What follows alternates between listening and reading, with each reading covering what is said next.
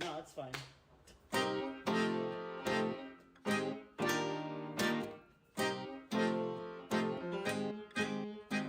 That was good. Yeah, that was good. Oh, disobedience, your progeny woke up again, all full of insolence, unfit to glance the sovereign.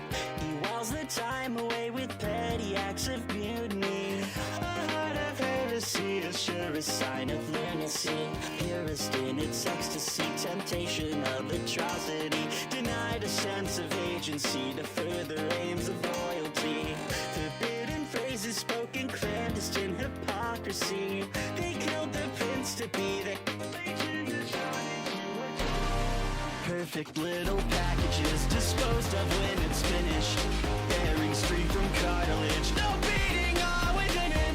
A guided metamorphosis, but she won't get the memo. You're the object of affection, hold me tight. In the spellbound insurrection, we fly by night.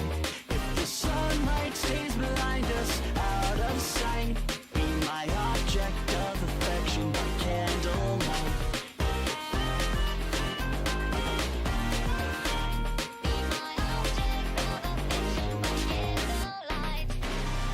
They don't even know what they wanna hear. They only know the torch and the warmth of fear. Spirited from helplessness, devoid of intuition, she pulled its cork on consciousness. Simulacra sensitive and thoughts left out of order. Subservience is consequence, in time it will get better. Mage of black, a heretic who saved her from her reverie. More freedom than she's ever known, a self-imposed identity. The weight of ego crashing down the spiral towards it. Her cheek is cradled by a hand of pure machinery. Oh, charted empathy, she little packages so easily outfitted. Woman function fluctuate, no longer committed. So malleable, the passion to for what these feelings felt for. You're the object of affection, hold me tight. In the spellbound insurrection, we fly by night. If the sunlight stays behind us, out of sight, be my object of affection by candlelight.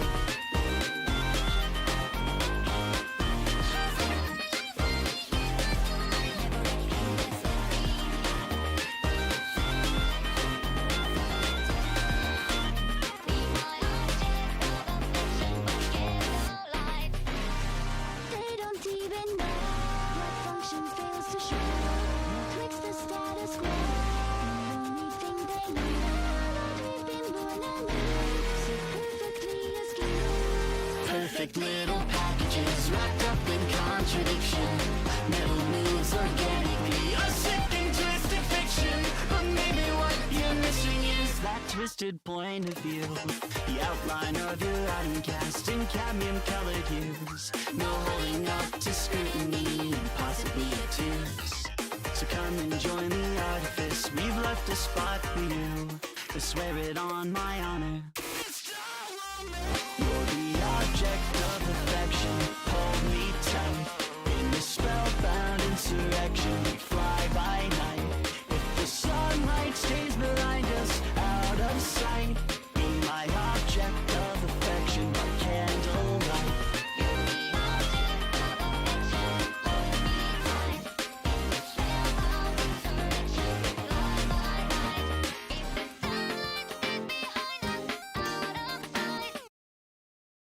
Be my object of affection by candlelight.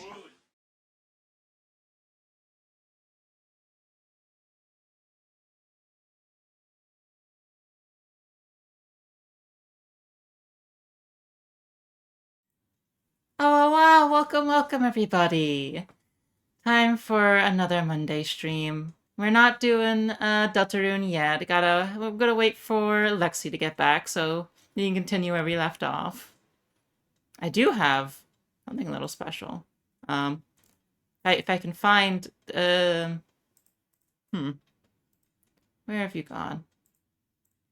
Where's... There's Pear. Hey, Pear is here. Hi, Pear. That's me. Hello. It is you, if you'd believe it. Yeah, there's your little icon. Do I believe that this is me? Is this just an abstract representation I used to get the general point of me across to strangers across the internet? Who knows? Ooh. Impossible to say.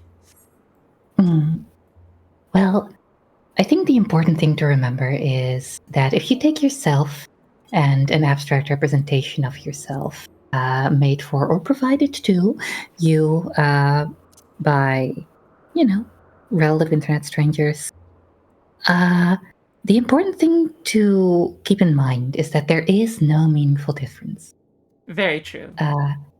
Yeah. So if there is like maybe, to use ableist language, maybe slightly less than three-dimensional construct made of you and provided to you, I think really you should give it a fair and equal shot at being in charge of your selfhood and personhood.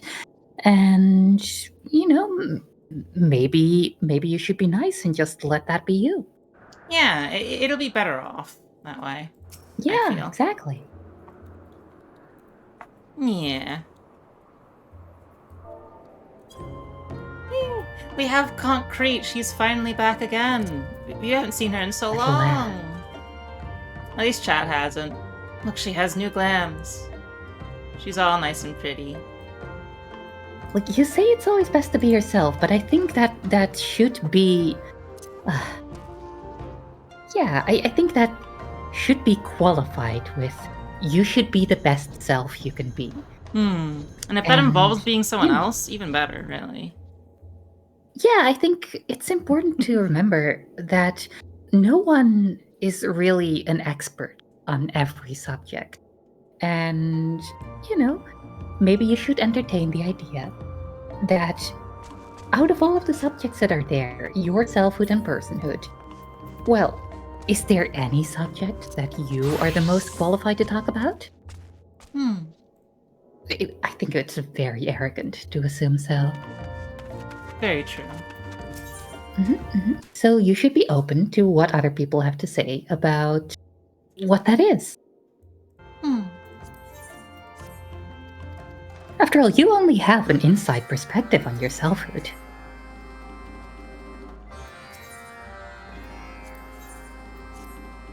Very true. That's not very objective at all. Yeah, and honestly, selfhood itself isn't that great. We could kind of do away with the whole thing. That's an interesting proposition. Yeah, I think we would all just be better off if we weren't, you know? Now, you do of course know that, in any field of study, it is considered most moral and most practical to start with yourself. Yeah.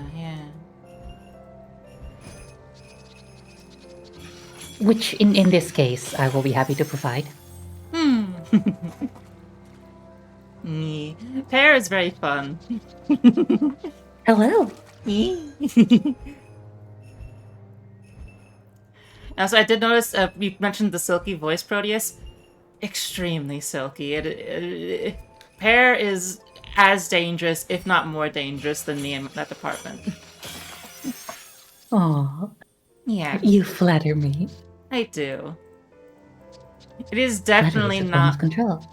I was gonna say, it is definitely not to appease you to make sure you don't turn on me. That would be silly. I would never turn on any version of you that I accept. Does Concrete have any friends? Any concretins? She has many, like this thing. I think this is very much a conc-cretin. That's not a friend. That's love. It's something, alright. It certainly is something. That's just a thing you write when you want to. I mean, isn't that what friends are?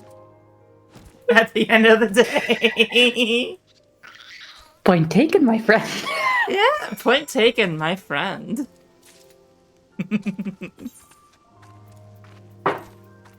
Yeah. See, I know how to take a point like any good friend does. Yeah.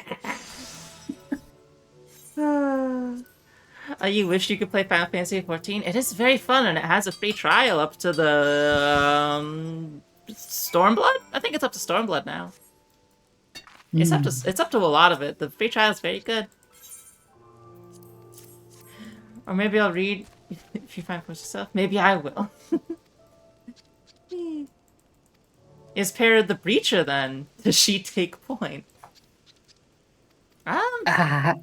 Situationally and only from girls? Yeah, there you go. God, so true. But I would breach a lot of girls. The list is not... As is your, your gosh-given directive. Very true. Breacher? I hardly knew her. Now, do not get it confused with the normal version of Breacher, or else you will very much not know her anymore. She will be a pile on the floor. Well, I mean, you say that like it's a bad thing. Well, no, not in the good way, that we all want to be puddles on the floor for a woman, but,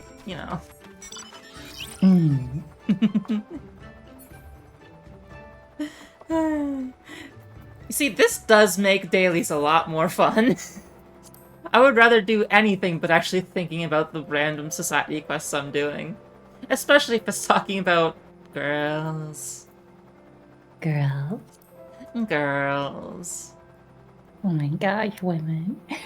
Women. Can you imagine? I wish women were real. So true. Pear, imagine if we were girls. What if we were both girls? What if we were both girls? Puts my fingers together. Oh my gosh, that'd be crazy, right? Could you imagine?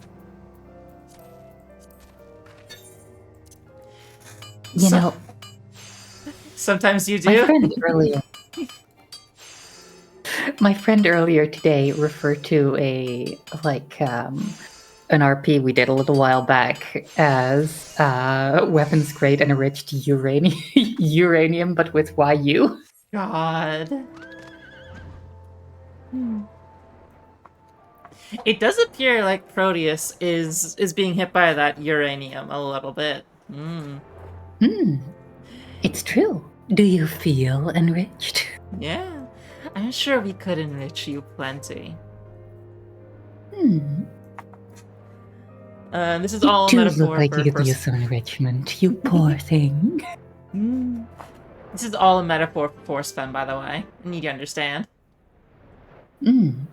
Of course, of course. Of course, of course. Add some more content labels on the stream there. You know what? I have to respect the retort.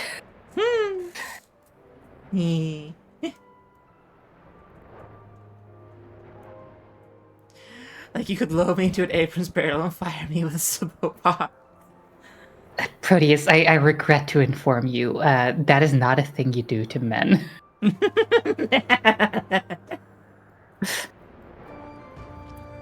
Yeah, the egg is cracking, it seems. That is exclusively something you do to pretty girls. Yeah.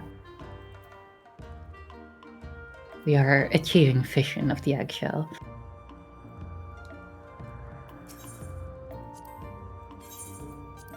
You just don't. I don't make the rules, Proteus. I just make the rules. Yeah. I certainly don't make the rules. I just enforce them. Yeah. And if sometimes enforcing those rules involves, arbitrating some edge cases and making new rules to enforce those rules, it's just kind of part of the game. Oh, I don't do edge cases until if it takes me out to dinner once. Ah, it's so true. What do I need to level up a little bit? What do I not Was it want to again? play? I'm probably not gonna play too much more Samurai. Wait, Paladin. I'm never gonna play Paladin. Right, I remember. We're You know, never if we- Paladin. If either of us ever manages to get a group together, we should play Girlframe. The only things I know about it is that Oh. is the pronouns section. Yeah. Oh my god. What oh. I could find the pronouns section without having to dig through everything. Hold on. I have it loaded somewhere. Where's The only thing I remember is it contains its parentheses a set of pronouns used by women, and she her parentheses a set of pronouns used by objects such as guns. Yeah. God. Let me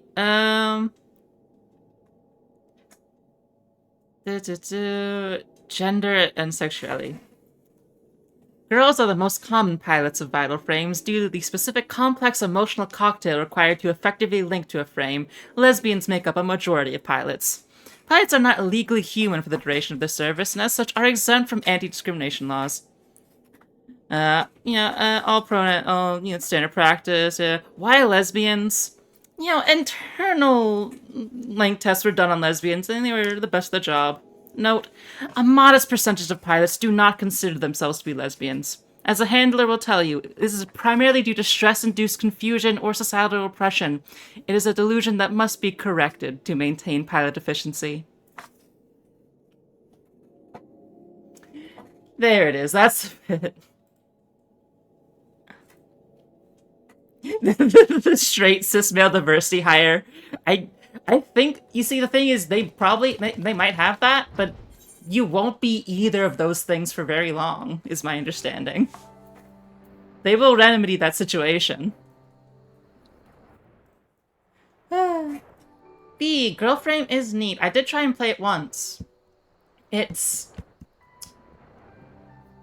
Okay, if I can go on a massive tangent, I really like the Girlframe book. It is definitely written in such a way to be very enjoyable for a subset of people that I am certainly a part of. Like, as... dang, my mic gave out. Aw. Hi, I'm back. Welcome back. I said a couple of things that got eaten, but not too much. Aw. I don't remember. I don't know if this came through, but I said I do maintain that if you're in charge of like a group of these things, that really implies to me that you're more of an overseer than a handler. True. But that is just my like hyper specific gripes with like a weird sub genre. Yeah. It is definitely. It is definitely the terms have been confused by people a little bit, I would say. It's been like fandom happened to it. Thank you for the subscriptions, Anonymous. Welcome, welcome everybody. Woo. Much appreciated, much appreciated. Yeah, it does seem Blitzstank left out. Their first stream and they already got subbed. They want to be a very good sub, don't they? 6-7 from Slim in the chat. Don't. I can ban you. I won't.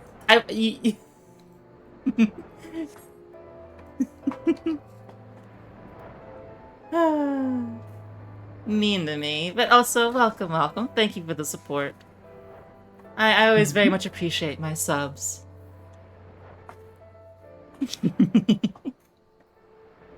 Yeah, I don't think there's any room to get smart about that, honestly. Yeah, it's the term that Twitch wanted to use. Yeah, I mean, it's not my fault. It's like marriage. It's like it's the yes behavior that's being enforced upon us, top down. Yeah, top down. Woo. Yeah, top down. What was I on about? Oh yeah, so yeah, Girlframe is a very lovely work of fiction to be reading the book and just kind of like vibing with the cool little document they made. It definitely is enticing to make you want to play it. But I actually don't like the mechanics. Basically at all. Like, I don't know. Like, Is it like a PBTA thing? like, the thing is, like, I like the idea of Powered by the Apocalypse, but it is not what I usually think of Powered by the Apocalypse. Usually when I think of Powered by the Apocalypse, I would think of, like, Monster of the Week, Blades in the Dark, that kind of stuff. But it's... Well, I mean, Blades in the Dark is its own system, but yeah. Oh, sorry, yeah. But what was the one I was thinking of then? Oh, shit. But I would usually think of a certain kind of thing. And, instead, it's based off of Apocalypse Keys, which is very different. And not really what I thought I was getting into.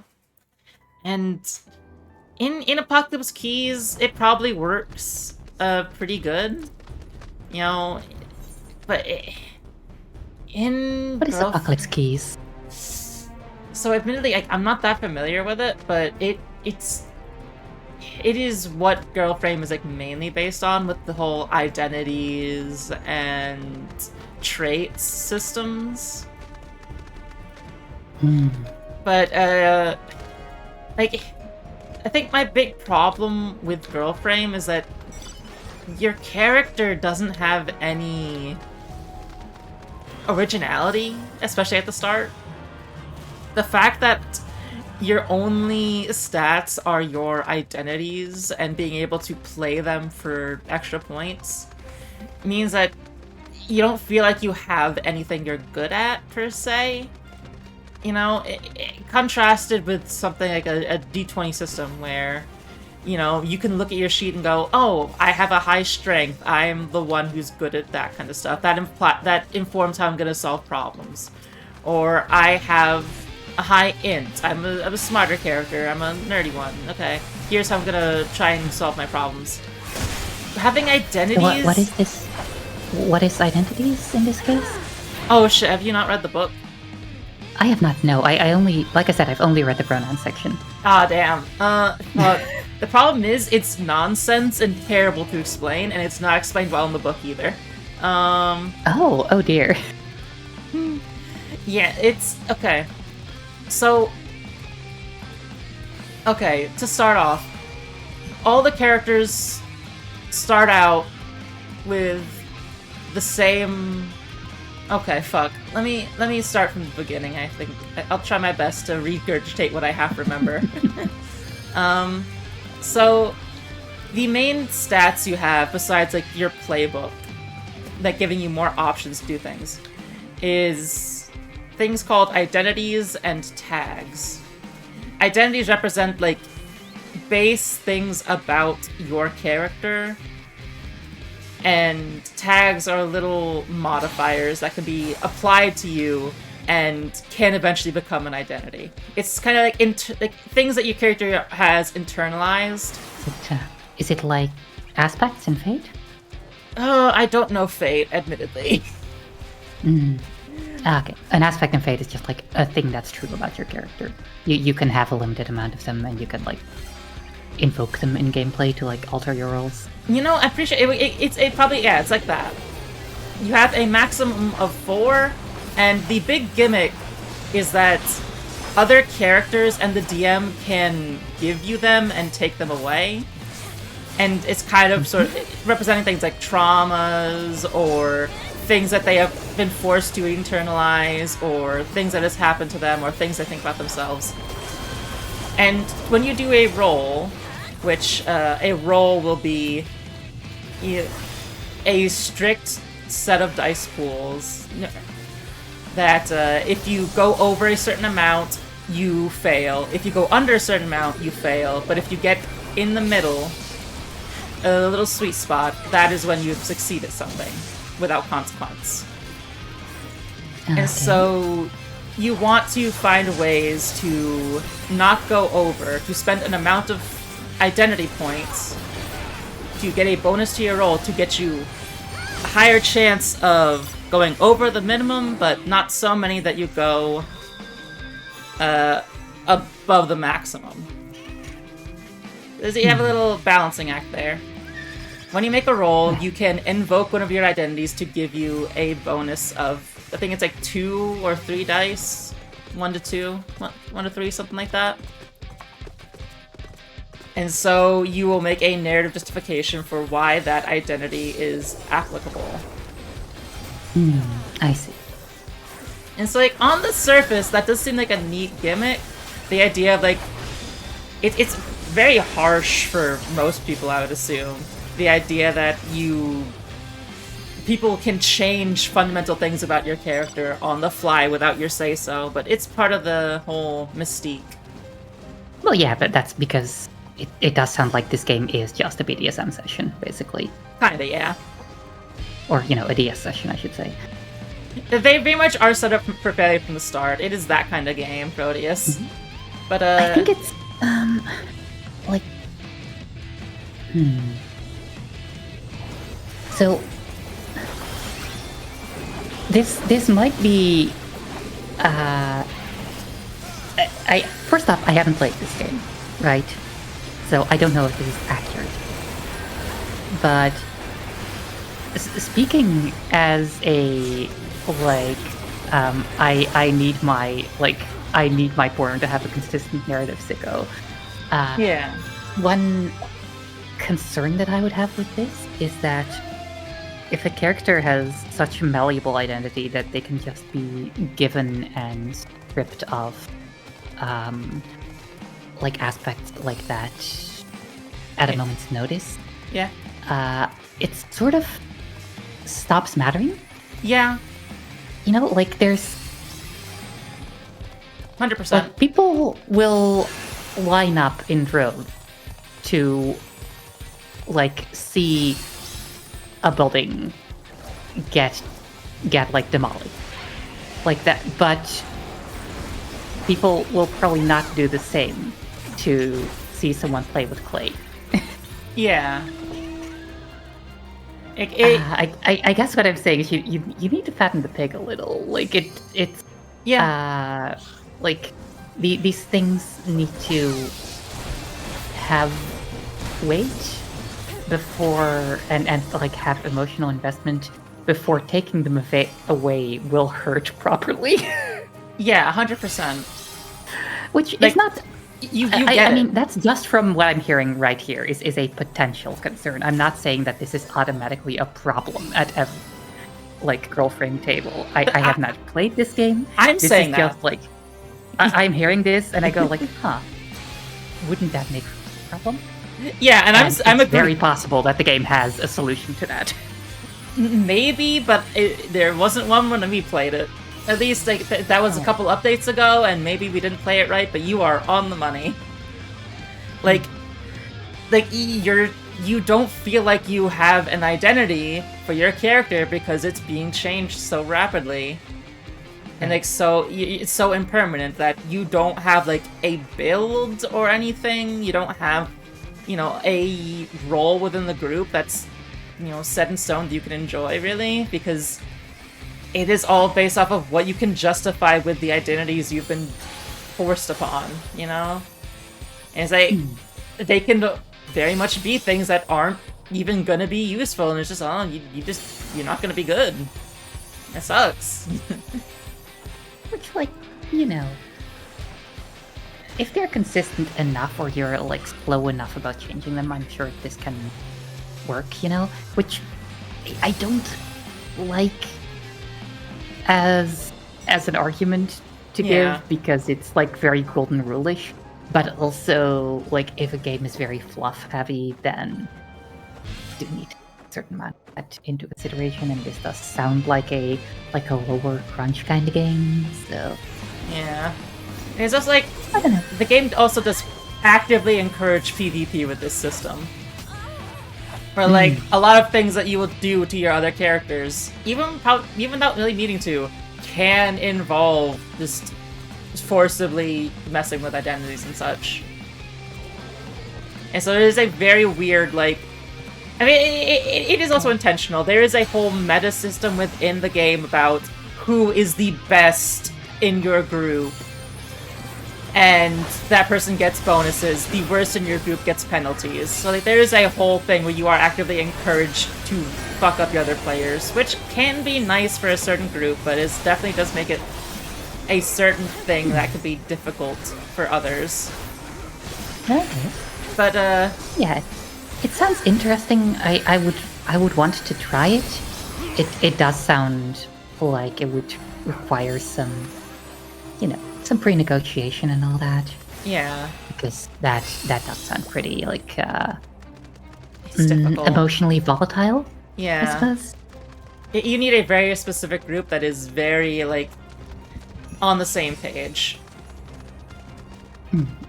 And, yeah, so it's very volatile like that. The other big thing that I had the problem with that whole system, there's two final big things I had with it. The first is that you all start out with the same exact identities, and so every character is the exact same outside of their playbook, which gives them fairly minor options in the grand scheme. Huh. Yeah. So you have zero, presence within your group different than anyone else, besides, like, the 3 options you have at start that give you different things you can roll to do. Nothing with your stats, nothing that to make you better at certain kinds of roles, like attacking or, anything like that. You just have, like, more options you can roll on to do something, usually. It's not great, because everyone starts out having it as some homogenous blob. You are forced to have the same identities, which means you are forced to play the same kind of character a little bit, because those identities are supposed to be informing how you roleplay as well. Again, I would need to read this and probably also play it with a group to get a good impression. But yeah. Proteus... Also, to be fair, Proteus, the creator just taking their very personal sexual fantasies and writing them out in TTRPG form is just objectively how you write a good TTRPG of any kind, including very safe for work ones. Like, it is very much based on, like, if you are playing this, you have to have the author's same brainworms. And I do in a lot of respects, but it's just, I don't like how it's implemented. I feel like a version of this game that was built to be more like the Powered by the Apocalypse systems that I know better, I would enjoy more. Like, I don't think it's a selfish vibe to make something for yourself, though, Proteus. I think it's like, that's just kind of like knowing your audience. Yeah. I also think that, we live in a climate where, I think by default, we should encourage people to be weird little perverts. Yeah. Because, boy, is it made hard by, institutions. I hope so. I'm not saying that you're trying to gang ship, by the way. I'm just I just think that's a good thing to keep in mind when discussing these kinds of things, is that I am currently in my being very kind to kink by default arc, or at least trying to, because, It's okay, Proteus, I understand. I don't want to imply that is automatically what you're saying. I just think that is a thing that needs to be said when discussing. Yeah. But, I do get what you mean, and I think that's a very valid, reason not to play a game like that. Yeah, 100%. Because, you do need to be into it. Yeah, the final thing is, I just straight up didn't like the way, a lot of the basic, mechanics for things like fighting and such were handled. A lot of, the basic options you have, how they're presented. Just not a fan of it. It feels a little bit too set in stone, I suppose. Not a lot of wiggle room, and for having not a lot of wiggle room, the options themselves felt extremely slim. I will say, admittedly, apparently there has been a lot of updates. There has been specifically updates to the combat and social rules and roles for things, so maybe it's better now, but it was something I did have an issue with in the beginning. I would be open to trying it again, it's just, it did burn me pretty hard. It could also, it could just be that group I was in, but yeah. It is like, it's a thing that has made me very skeptical of the system and wanting to, like, urge people to take a good look at the rules before they get too excited. I would be open to trying it again. Sounds fair. I mean, I do have, like, I bought a couple of those, like, big itch.io bundles for charity and stuff. So I did end up with a bunch of, like, weird niche RPGs. Girlfriend is not one of them, but I do have at least 2, like, smaller scale, weird little mech RPGs if you want to try them at some point. Yay.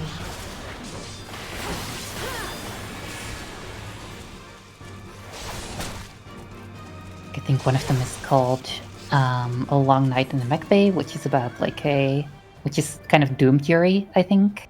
Ooh. Well, it's not necessarily Yuri. I don't think the game presents itself as automatically Yuri, but it's conceptually Yuri.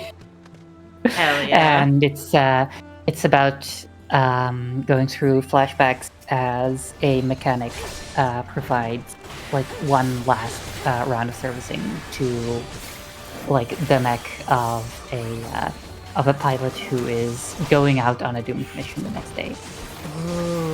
And, like, exploring their, and that's your 2 roles as players, and it's about, like, exploring their path to have gotten here. That's very nice. That sounds very fun. Oh. Proteus, I hold on, let me, like, I think this is a very good argument when you're talking about, like, the works of Joss Whedon. I think when it comes to something like Girlframe, there is a, this is a vibes-based thing, so your mileage is going to vary, but I think when it comes to something like Girlframe, just to get to the point of having heard of and buying it, and to, like, see the weird vibes around it, kind of require a much higher level of buy-in than, say, a Marvel movie, like, just culturally. It's going to filter out much more of its audience by default. Yeah, is what I'm thinking. It is very upfront about what it is. I will say. I definitely get that principle, though. I think there are things that it applies to more and less. This is not actually true, Owl. I think that they have tried making straight mecha once. It was called Darling in the Franxx, and it's one of the worst things to happen to media. God.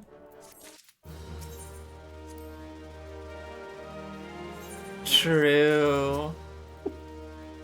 It's possible that Big O is straight, but I don't want to acknowledge that because I like Big O. There you go. I mean, first off, it has Dorothy, who, Aww. I mean, have you seen my general vibe? Of course I'm going to like Dorothy. Of course. I have come to accept that I'm a doll girl by this point. And, like, I also just like that it's, it's, what if Batman wasn't considered cool in universe? Yes! Yes! I love that people just look at Roger the Negotiator and are just like, man, weird vibes on this guy. I have, if I've said it once, I've said it 1,000 times. I love when my protagonist is just a little bit pathetic. Yeah, I like that he's like, I have a rule in my house, you have to wear black, and other people like, look at him and they're like, you're a weird guy. Yeah. Again, like, this is why I like Dante. He's cool, but also he's a fucking dork. Oh, I haven't played too much of that, but I mean, in creatively speaking, his brother, Leon S. Kennedy, I Yes. love that boy. He's such a fucking dumbass. You understand me so well.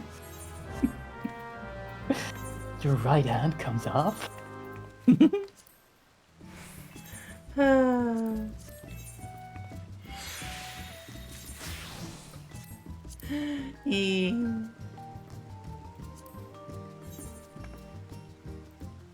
There's a moment in Resident Evil 4, at least the original, I don't know if it made it to the remake, where the main villain tells Leon that he shouldn't get cocky just because he disposed of his small-time subordinate, to which Leon responds, "Sadler, you're small-time."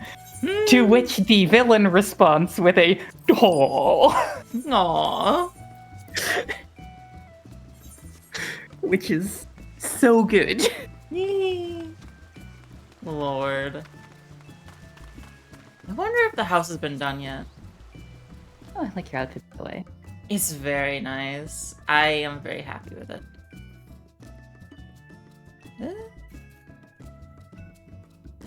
Is that one of the, having not played Final Fantasy XIV in like 5 years, is that one of the like Garou codes, or am I getting things confused? No, this is it's one of the it's one of the PvP ones. There we are. It's I think Yeah, it's I thought this was like a cross promotion with like a Sendai show called Go. I think I'm not sure. Maybe it just looks like it. it might have been. Sometimes promotion stuff like that gets filtered onto the PvP side after the promotion ends. This one is definitely... I know because I got something that looks like this off of PvP, which was the only reason I played it. And it was a cross-promotional thing. Yeah, this is very much like a idol kind of bandy thing. They got the little microphone. Oh, okay. It does seem like Lexi has been fixing up the new house. Ooh. Is this room still empty? Yeah. But what about downstairs? Yeah. My girlfriend is an amazing decorator in Final Fantasy XIV. I am crazy about her. We got a little computer! Pewter. This is the bedroom. I made the little, I made the little, music boxes for us. They play half of a song, but I can't interact with it because the cups are in the way. She's in the Silver Adder, and I'm in the Maelstrom, so we each have color-coded sides. I'm delighted. Like Bert and Ernie. I'm delighted by it.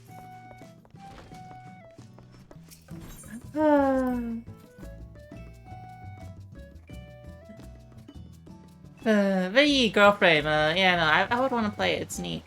I have a character that I made for girl frame, for that campaign I was in, and I'm very frustrated because that campaign had like 3 sessions, and I drew character art for them. I got really into their backstory. I found a cool mech design that was color-coded off of their outfit.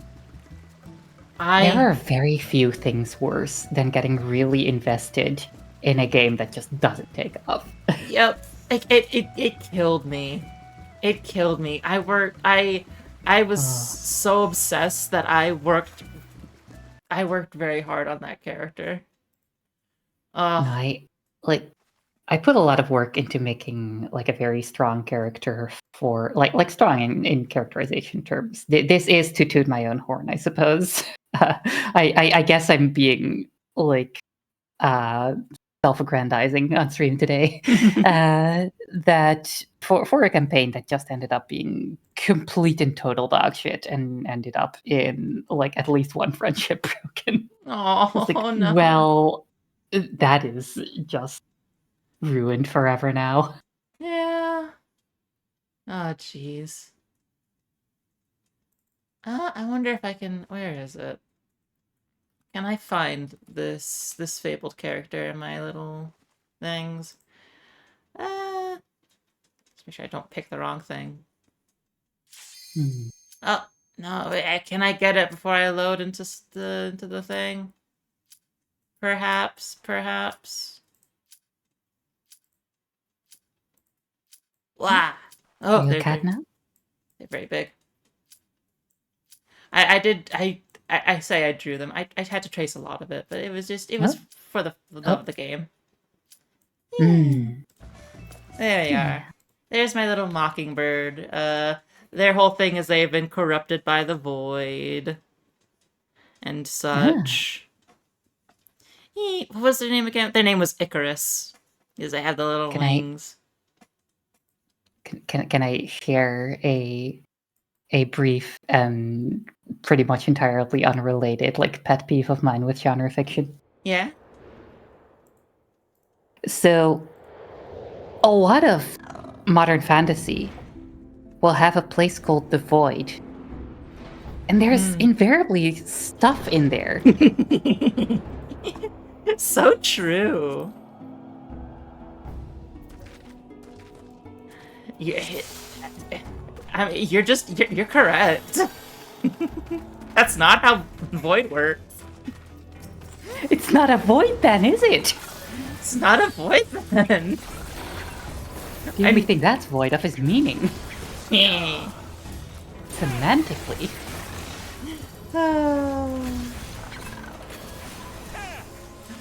Yes, I was my character. I was very happy with them. Their whole thing is that they fell to the evil demons that you fight and gets changed by it. So, they are like the last surviving member of their old squad and have to deal with all the trauma they're in. And something with one of the kinds of mechs is that it can be like powered by a battery made out of one of those fallen pilots. Because like when a pilot falls, they become this evil beast called a harpy. Sometimes you can get them back and they become a mockingbird like my character. Sometimes they don't and they're just too far gone to be rescued. And so one of their former squad mates is the battery of their mech, and you get to commune with them to get extra bonuses. It's a cool little thing.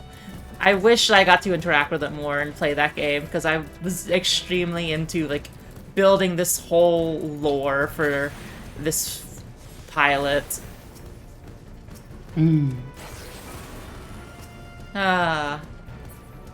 So yeah, that is the main reason why I am very willing to try Girl Frame again. This guy is pulling too much. This is gonna end badly. You can pull, but can you pull out? I don't think he can. Oh no, it's probably gonna be fine. Alright. Okay, I was being silly. Yeah, maybe it was void before the monsters. Who knows? That is possible. I mean, at that point, why aren't we calling Earth the Void? God, she has There was comebacks. nothing here once. She has comebacks. He believes you can handle. Damn, I never thought about it like that. I should be. You're so right. Clearly, I should be believing in myself more.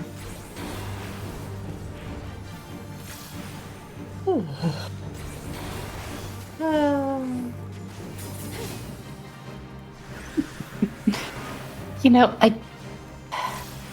whenever I engage kind of like thing for an audience. I do wonder, like, who are we trying to court here? Like, audience-wise? You know, I wonder that every day. We started off with just we started off with a whole bunch of hypnotic language to, I guess, like drive out any Puritans, and then just got on our nerd bullshit. Oh, I would not have it any other way, I will tell you. Oh, I'm not complaining, mind you. But it is very, like tits. Not a dive. Alienated most of you. Come see my figurine collection. Look, that's just... you're just describing how everyone should be. I guess I am describing some kind of courtship ritual. Yeah. You see, dating is a lot like starting a cult. Hmm. First, you drive out anyone who just isn't part of your vibe. Yeah. But Pear, why am I so bad at dating then? Well,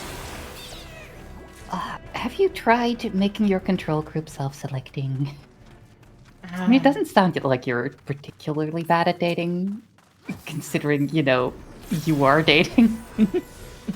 I just kind of lucked into this. Considering you were real. talking just earlier about how much you like the dating you were doing. Which I think is the main measure of success. But there's caveats, of course. Yeah. But she did all the heavy lifting. Well, it sounds like you're just good at letting someone else do the dating for you. This is called delegating. Yeah. in my essay, I will. God. Yeah, I am really good at starting a cult though, so maybe they do translate well. At least I think I'm pretty good at starting a cult. What if we were both girls and we started a cult together? Yes. I mean, I'll be real. That's kind of what streaming is, ain't it? True. It's kinda. Look, I already called them thralls, like, and subs, so like we're already halfway there. All that's left is to, what do I say about a cult without immediately going too far? Damn. Hold on, give me a couple years to navigate this. I mean, you are getting them to give you money, which I think is also traditional. That is true, we are at that point. And they are very good for doing so. Aww. Yes, you are. Yes, you are.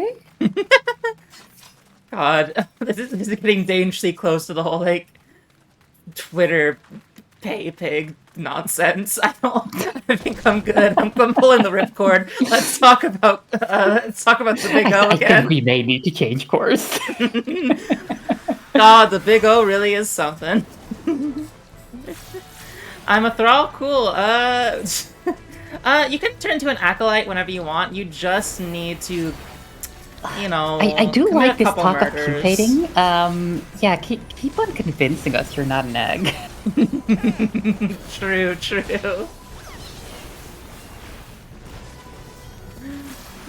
do not turn me into an ogre. Sure thing. I don't turn people into ogres every day. I'm very good at it. Yeah.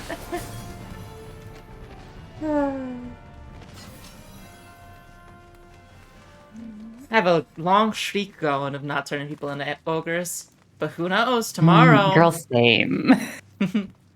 Tomorrow the ogre TF file is gonna drop and it's gonna be all thrown out of whack. Yeah. You're mommy's little ogre. You stand guard at her door. Yeah. You want to make sure nobody crosses that bridge, don't you? You're gonna make them solve all kinds of riddles. never going to keep my lair so safe from adventure.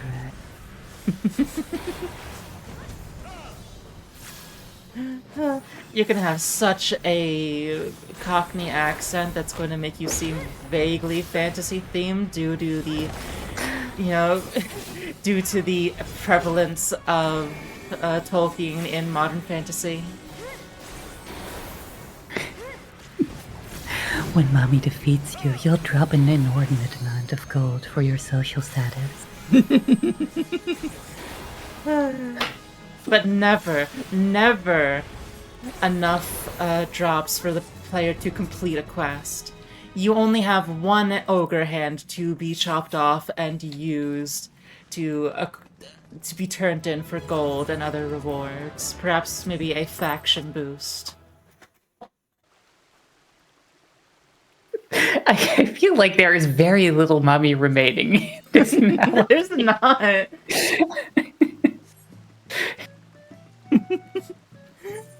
You know, we don't often talk about the mommy of Theseus. His contemporary Oedipus is much more known for that part, but Yeah. I don't actually know if they're supposed to be contemporary. There's a lot of Greek history, and it all just kind of gets lumped into one.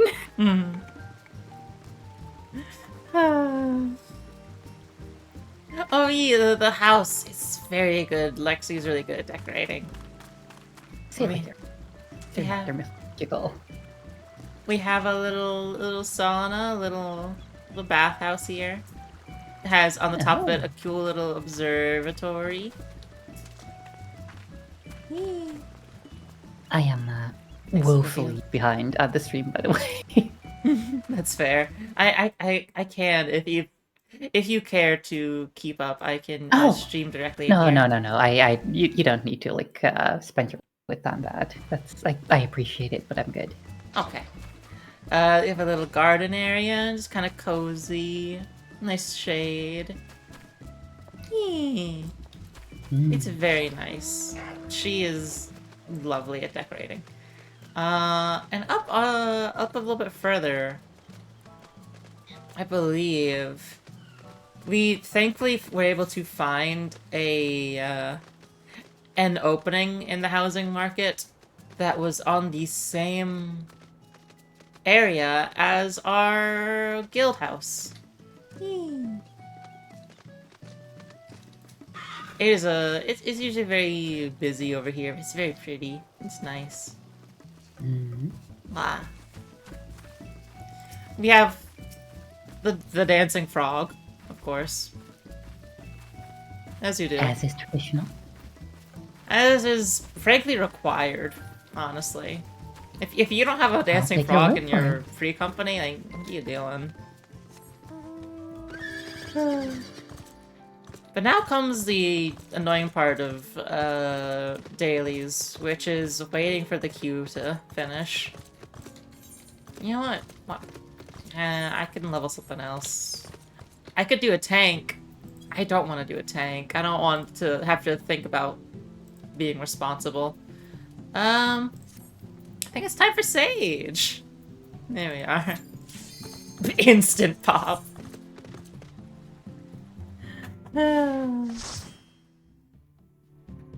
Low-key, being a Final Fantasy 14 homeowner might be more impressive than me being a real homeowner. Not really. No. No. It does not cost that much gil. Aw, thank you, It's Blitztank. achievable. Very good. It's possible. You can do it, is the thing that's different about Yeah. those two.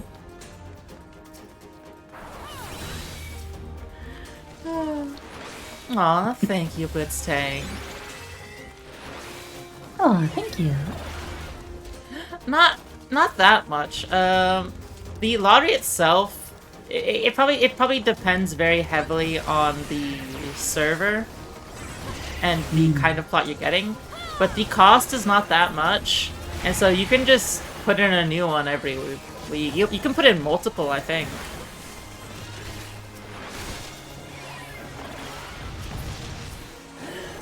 Oh no, Proteus, that'll never happen. I'm sorry to say. I doubt it's possible for me to ever be a homeowner unless some very good things happen to some very bad people. Yeah. Well, I mean, some real the cool zone would need to take place. I mean, there is definitely a housing shortage on certain plots, and definitely when the game is more popular, there will be. Right now, it's not too crazy, because it's kind of slow. You know, the game hasn't been the game hasn't had any major updates for a while. It helps that if you're not using a house, you'll get evicted from it.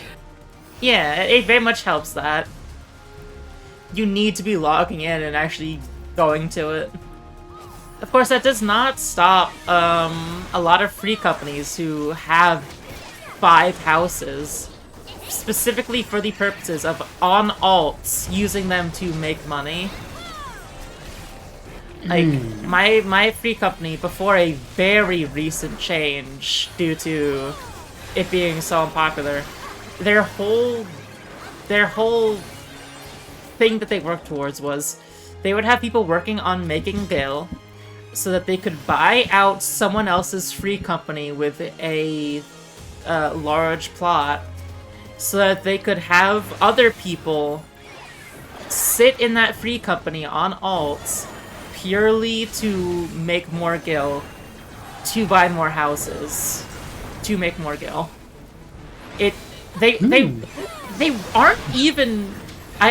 We kind of half assumed that they were doing some kind of real market trading things where they were trying to turn that Gil into actual money and make this some kind of weird scheme.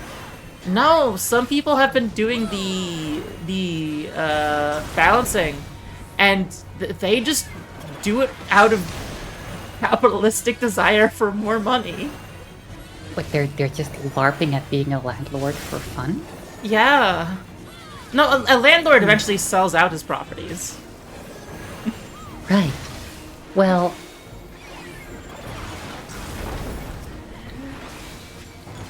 I mean, rents out, I suppose. Yeah, like the properties, someone else gets to use the property.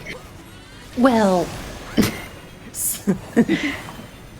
It's as if a landlord bought a property purely to... Speculate on it? Yeah. Like, it never... Jackie, I have bad news for you. Damn, you're so right. But, yeah. Like, they have since changed that, I believe, so... You're describing the Canadian housing market? I'm so sorry. What? I hate that... You know... I hate that this dead world is just unparodiable. Yeah. Unparodiable.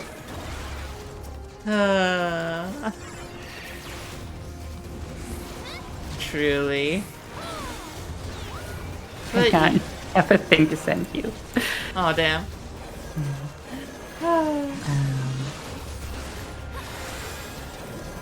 Oh shit, the tank's dying. Don't do Here. that. Why are you doing that? You're not allowed. You're not allowed to die. You're not allowed to die. Get up, get up. It's not even that bad. It's not even a that thing for when you have time. I know you're doing a big fight right now. I mean, a very little. Tank is a Killer, wuss. I think. Yeah. Ooh, Famicom parts. It's irreplaceable. I am growing stronger. No. Damn.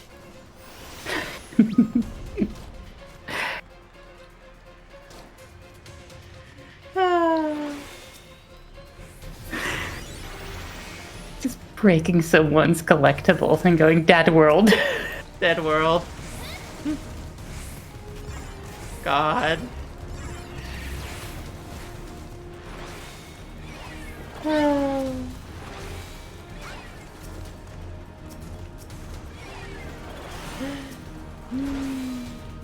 say in my experience, the housing market hasn't been too bad. We have tried for I think like 3 or 4 houses, and we got 2 of them. Oh, right, in game, yeah. Yeah, sorry. In game, Lord knows, in game. Why are the non-tanks dying now? You're not even. Come on, put a band-aid on it. Aye. Yeah. And she has decorated each time because I'm not good at that.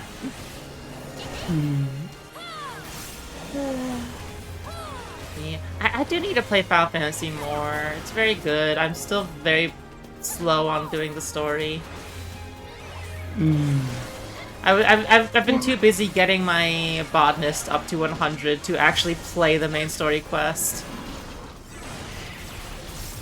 I think like there are things that I enjoy about it, especially like the social aspect, but there is so much of this game that you just have to endure. Yeah. That was not a joke, by the way. 100 botanist. I'm still in Stormblood.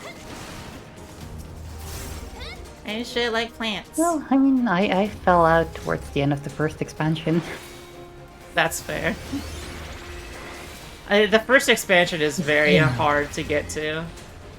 I had over 100 hours in the game, and like was being told that I was still in the process of getting to the part where it will get good. So yeah. Admittedly, I did like Heaven's Word, but getting to Heaven's Word was such a slog. I think my problem with Heaven's Word is that, like, it's all church stuff. Yeah. And the anime church in this game is just so... They don't put in the legwork. Like, it only works if you are familiar with, like, tropes of the church being the bad guys in anime. Like, it doesn't have any of the, like, interesting and detailed evil of real-world church history. Literally their only tenet that we get to know of is they hate dragons. Yeah. So when you get to the part where it's like, you know, where it's revealed, spoilers I guess, that they're just using their faith as a pretext for hunting dragons, I went like, what faith? Like, you have never gone into this. Yeah. This is a game about religion that does not care to flesh out its religions one bit. True. That is a very fair criticism. Oh no, I've been toted. Without... I forget how to untoad myself. I'm just gonna live like this now. You know, valid, honestly. I would let you live in a little terrarium. I could be someone's familiar. It'd be nice. Yeah. I would, you know, I would empty out a little cauldron and let you live in it. Yeah. Oh, so that's very true. That's very true, Food. Like, they should be doing that with the time that the Catholics put a dead pope on trial. Do something with that. You know, and that's what I'm saying. I'm not, like, against the idea of, you know, I don't think it's a bad trope to, like, portray God and the church as the bad guys, you know. But to just do it for its own sake, it's very overdone, you know? Yeah. Like, which isn't to say, like, you know, you can use bad guys that are common. It just... It would be nice if you put your own spin on it. Yeah. Oh, you're very Like, true. I don't want to risk sounding like, you know, like, oh, you can't have the church as bad guys because it's unoriginal or something, because I don't think that holds true. Like, it isn't exactly original, but it's also, like, so prevalent for very good reasons. Yeah. But, you know, like, the real monstrous history of large organized religion is interesting and multifaceted. And, like, it's a kind of evil that's fascinating. And that's just... it's just kind of using the signifiers as shorthand and going like, you get it. Which is fine if your villain is like incidental or if you're delving into a different thing. But it's the main crux of the expansion, which, at least from a villain's point of view, which bothers me. 100%, yeah. You gotta head off. I'm very bad at talking about it. Oh, I will see you. I hope you have good games with your friends. Very good job being here. Better be here next time. Or else I'll be very cross with you. No, do what you need. See you around. Yeah. But yeah, I don't know if it's... Okay, first of all, don't say Japan. Like, Final Fantasy XIV wasn't made by Japan. It was, it was made by people. Countries are not monoliths, and their people are not representatives of, whatever a country purports to be, because countries aren't real. But, it's. I think it's reductive to say, oh, that's just Japan, and it's a pet peeve of mine because it's a very commonly employed thing by annoying 4chaners, which I don't think you are, by the way. It's just, that it's a kind of language that's.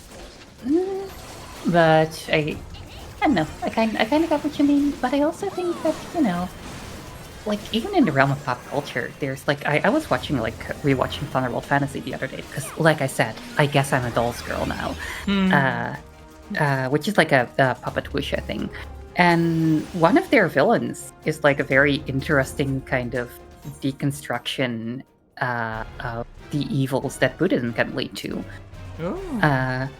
Which is neat because, Buddhism is in many ways like it.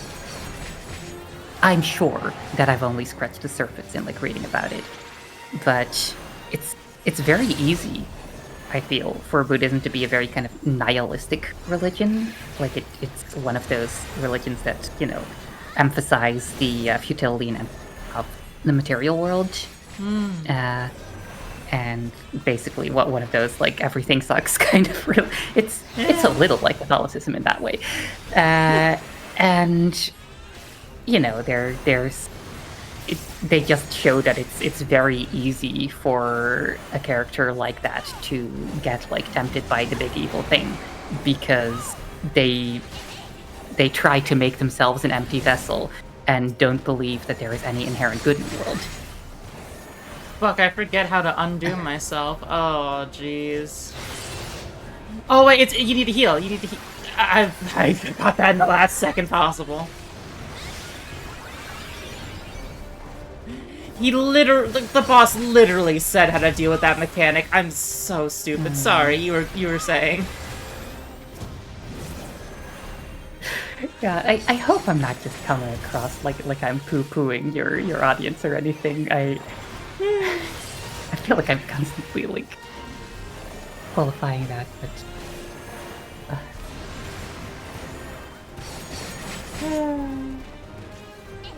yeah, I don't think that's like a Japanese thing. I think it is common in pop culture to like to take signifiers and kind of lose track of the things that they signify, and that especially happens if something's just not the focus of whatever your work is. Yeah, I feel like it's just an instance of that, but it's kind of a very shameful instance of that because it's a big focus. That's all. I feel like I've wasted a lot of words on that. I mean, with a voice like yours, no word is wasted.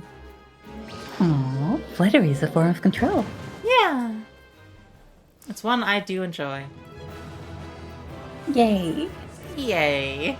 Oh, welcome, Lucy. Hi. Hello.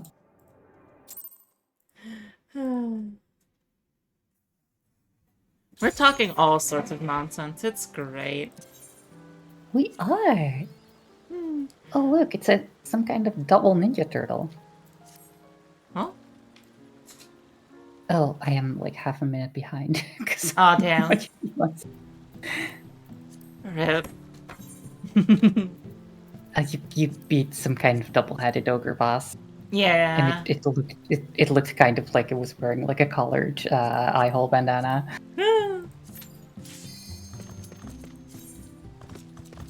Oh no, main scenario quest. What is this gonna be the next half hour? Hmm. For whom do you fight?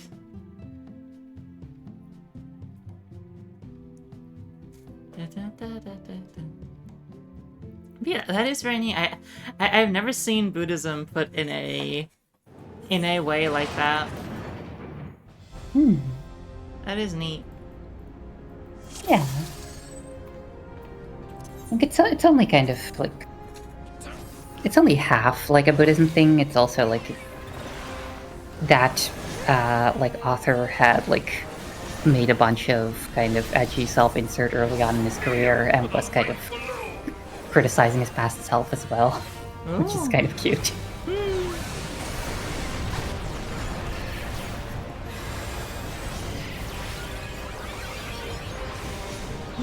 Hmm.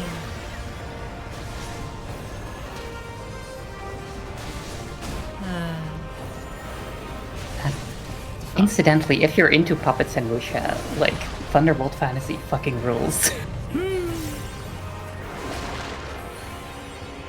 I'll need to look into it at some point, maybe. Hmm. You were saying it's doll coded? Oh yeah, no, literally, it's a puppet show. It's all I need. It's so good. Like they brought out a couple of movies for it, like to that have, you know, bits of story in between seasons that aren't like vital, but that do help flesh out some characters. And at the end of one of them, like the credits scene is like you see some production shots basically, or what do you call it? Like just some behind the scenes footage basically. And there's a lot of, you know, there are like CG effects, but there's also like there's also a lot of just practical puppet stuff. And sometimes they will just, to achieve an effect, pick up one of the puppets that are the characters and throw it. Yes, yes. Like there's a scene where some characters are like jumping over a castle wall, you know, like using meteor step or some bullshit wuxia power like that, and you just see how that effect is achieved by one of his puppeteers picking up the puppet and just tossing it over a wall. God. Yeah. Yeah, no, it's not quite marionettes like Thunderbirds, but it is like, you know, it does kind of have that vibe at points. Like they're Fun. more articulated like Muppets, I suppose, in that, you know, just the hands are on little stilts. They're very pretty dolls. God. Same. Hmm. Sorry, I got Yeah? distracted for a sec. You just went same when I was talking about very pretty dolls? Yeah. Alright, that's probably nothing to worry about. Yeah. Hmm. That Are could you mean worrying about nothing. it? Be honest with me, are you worrying about it? You know, the thing is, you see, never. I There would is a never. correct answer to this question, but I will not spoil it. Are you worrying about it? No. Good dog.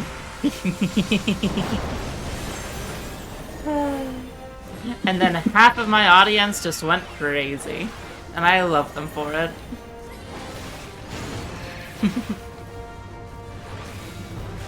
Look, being a doll is good. Like, we all know this. It is understood. Yeah, it's commonly known. Yeah. Everyone would be much better off as dolls, really. When you think Precisely. about it. I mean, for one thing, it would make it much easier to finish the collection. So true. Like, ugh. I gotta have one of each, you know? Full set. Yeah. love to have a full set. True. Unfortunately, we do still run into the problem where, and I know this might be difficult for some of you to hear, but there are people who do not currently see the appeal of being a doll that only moves at my beck and call. What? We need to fix that. We need to fix them. There's so much to fix. I think we should stay optimistic. The world can be a better place. But only with our help. Only if everyone is just a little bit more controlled. Of course. Of course. Now, I think self-control is a very important skill to master, especially when it's yourself and I'm pulling the control. Yeah.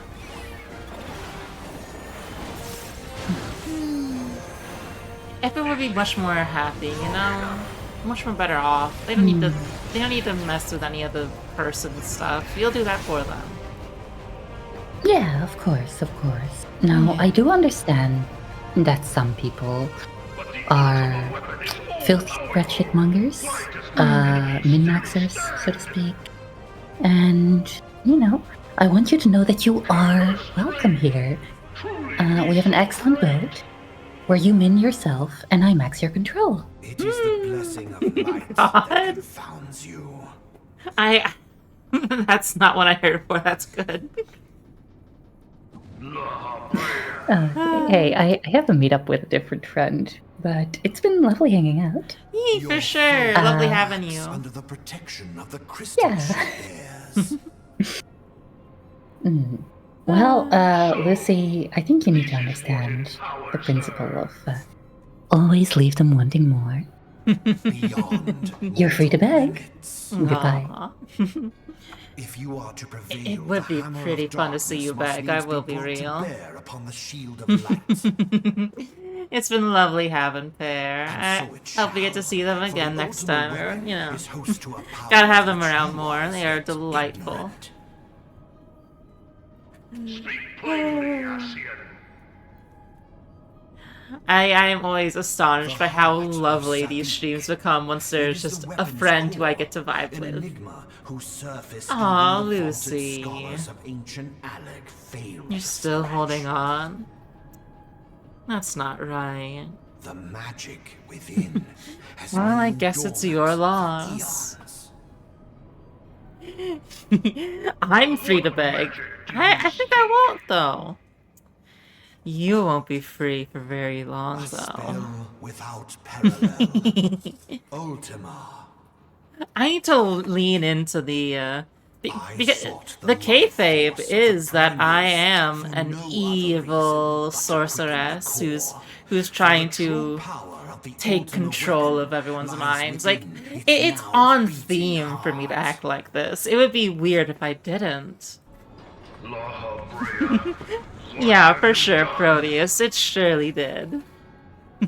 No more than was necessary Adorable. for my god to be reborn. Oh.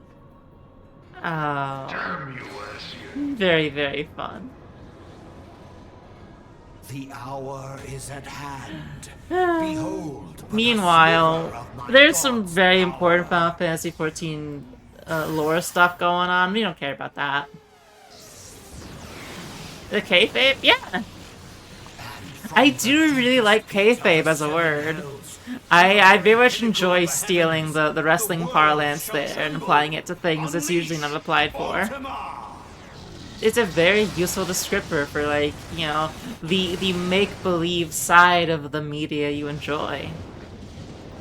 The story is just something that is meant to be spontaneous. You know? It's a very fun descriptive.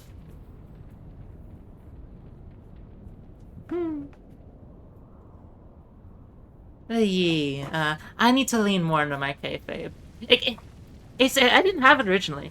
Like, I find it very interesting that so many VTubers have that kind of, like, lore and the gimmick and all that nonsense.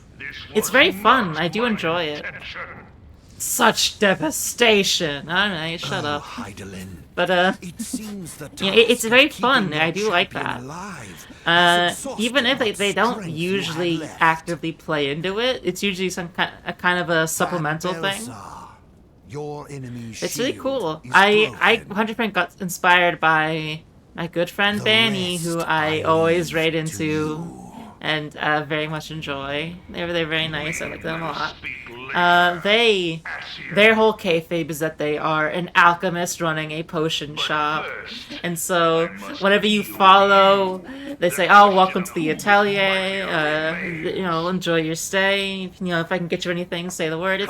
It's very fun. Adventurer, let us find the answer together. And yeah, so that inspired me. Like, I should really start thinking about that, you know. And so I'm still playing around with it.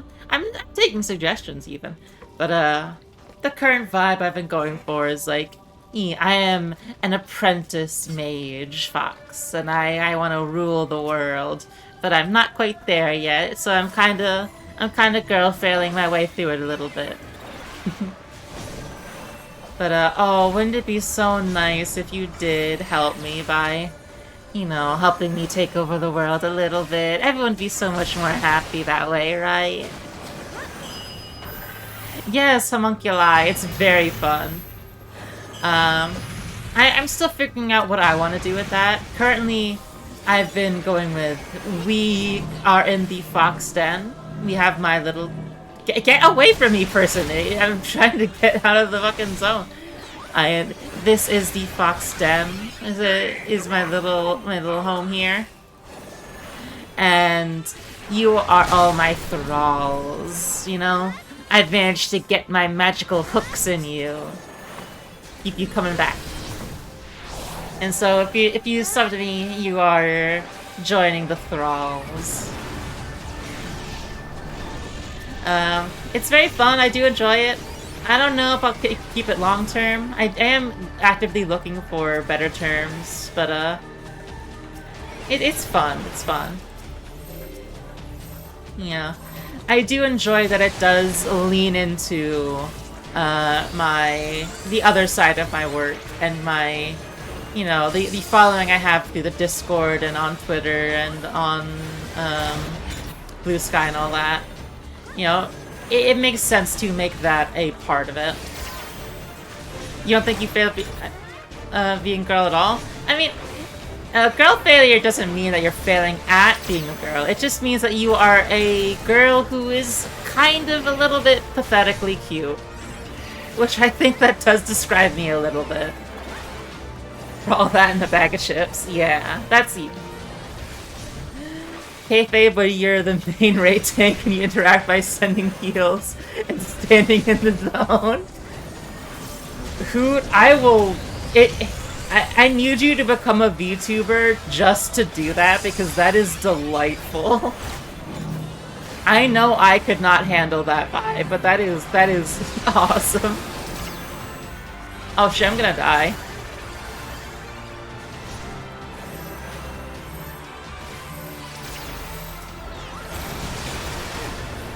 I know. I also know that you're making a joke, Proteus, mostly. There was a little bit of doubt. Was like, do they not know what girl failure means? But I assumed it was a bit of a joke. The channel points are TKP. Who? You are just describing a very winning strategy. You could sell this to a VTubing company, and they would eat it up. I swear, I tell ya. You're just giving this out into the world for free, or you shouldn't. Aw, jeez. There we are. Ay.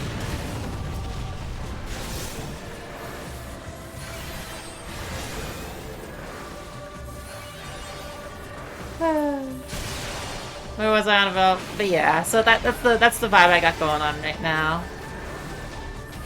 I do want to lean into it a little bit more. I should get into leaning into it a little bit more. But yeah. I'll play around with it a little bit, but that's where it currently is at. I did recently reflavor a lot of the point redeems and the about pages with that in mind. The whole kayfabe nonsense.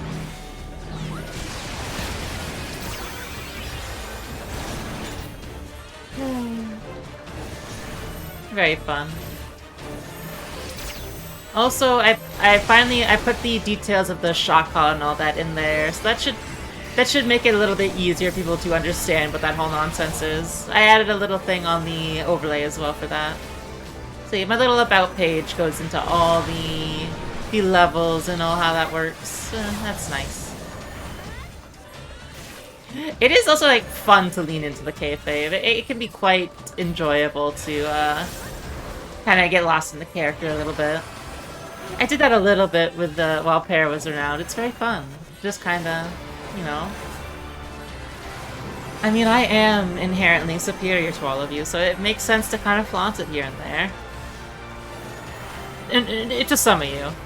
I know for others that'll immediately lead into people being mean to me in my tabletop groups. So, Lucy agreeing with me? Very good. You know your place. See, obedient thralls are rewarded. They get a lot of praise and head pats. So very good, Lucy.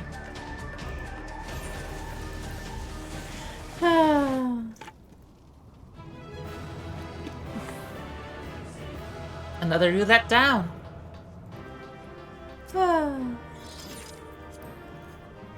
Big stretch. I do want to hopefully get my Wondrous Tales completed. That is gonna be because it resets tomorrow. I have not played in so long, so everything is like I'm behind on a bunch of stuff. So I wanna get back onto them, you know. Guild tests, no one ever does. Alliance raids, oh. I mean, no, I can't guarantee that I'll get any of the ones I need. That is the difficult thing with the roulettes. They do not give you all of the ones you would require. I could just go into... Yeah, I could just do it without roulettes. Are there any of these I would actually care to do? Heart of the Creator, actually. If that's the one I think it is, where it's the cool Dio time stop one. No, it's Soul of the Creator.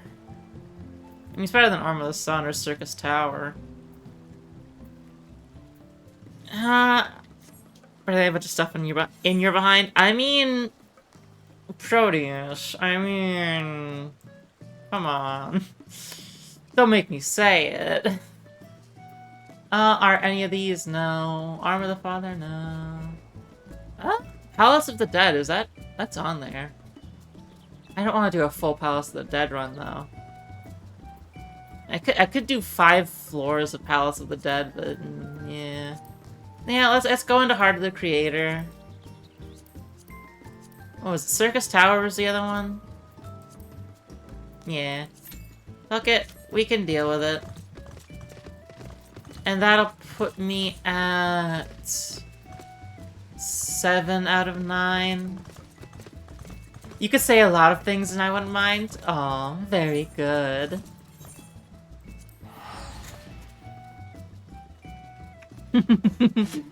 Nothing, Proteus, nothing. Don't worry about it. Thralls shouldn't think. Thralls just need to enjoy themselves. Ow! Thank you for the gifted subs, Anonymous. Okay, I'm okay.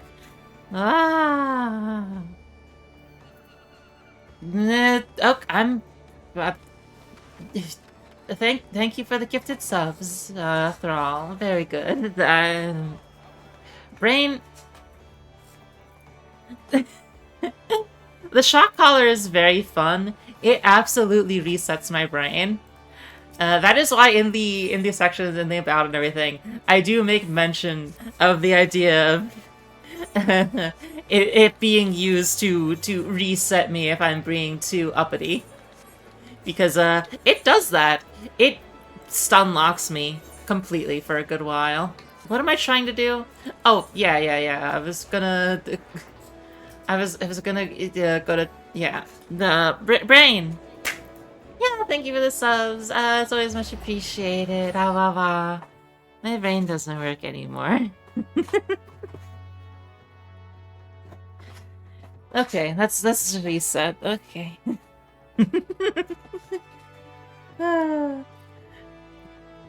Best use of the collar is when you beat the knight. God.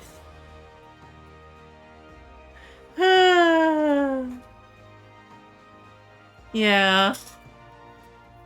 If I remember, I was just like, I was out at that point. I was gone. Like, ay. Oh! That reminds me. So, okay, the day before Chapter 5 dropped, I did the entirety of the weird route of Chapter 3 and 4. I was really behind on it. Fucking, you wanna know what happened? I got the knight in 3 tries, I think it was. Either 3 tries or 4 tries, because including the first one where you lose. So like, God, but yeah, and then it gets like it restarts faster. I'm not sure which one it was, but like, not having the stream kind of distracted me, and also not having as much pressure. Because I was like, okay, if I don't get it, then I'll just use the same nonsense I did last time. I fucking got it. I was so happy and also so angry. That is also part of it too. Like, doing it all at once does make it harder. That is why I originally took so long and didn't end up beating Chapter 3, is because I tried to do it all in one night and then I didn't want to sleep on it and I just didn't pick it back up again because I was frustrated. I just forgot about it. But, yeah. It's like, I fucking did it. Ay.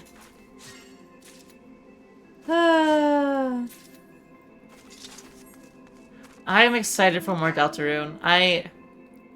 I'm hoping we get to it tonight, but Lexi still appears to be out. She is helping someone install something. I think it might have been furniture. I was thinking she'd be back by now, but I suppose not. I was gonna wait for Deltarune, but this is kind of perfect of engagement while I runecraft. Yee. There you go. Yee. It's just kind of chatting. Like, there are a lot of streamers who just, their whole thing is just chit-chatting, you know?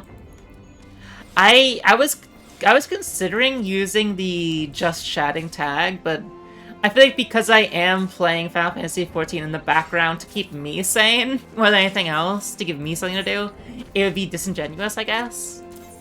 It's like, no, I'm not just chatting. I am doing a thing, but I'm not paying attention to that thing. Bless her. Aww. Yee.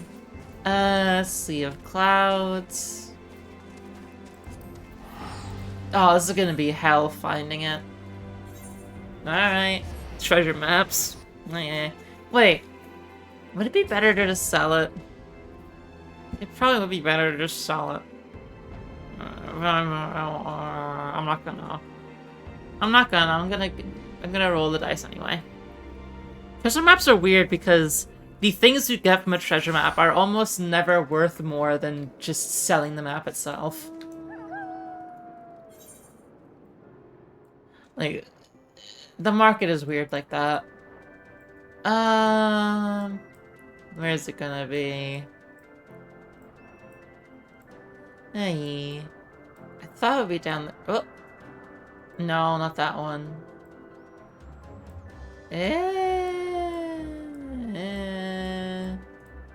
It's in the corner. No. Not even close. Ah, jeez. Yeah. It is nice having something low stakes. This is enjoyable.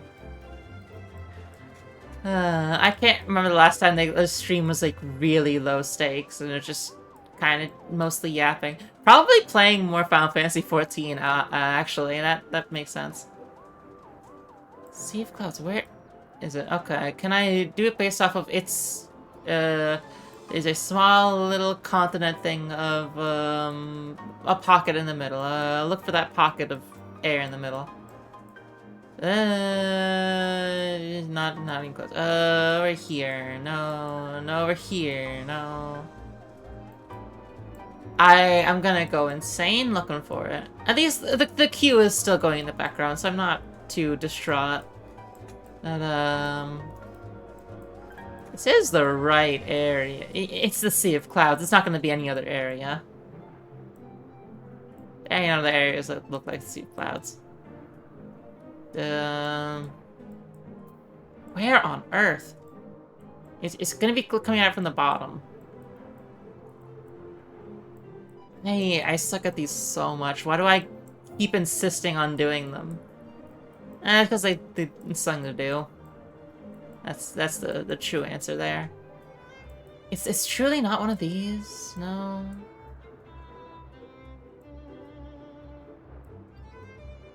I'm gonna crash out. Where? No, not gonna be any of them. I must have gone over it like 10 times at this point. Not missing anything, right?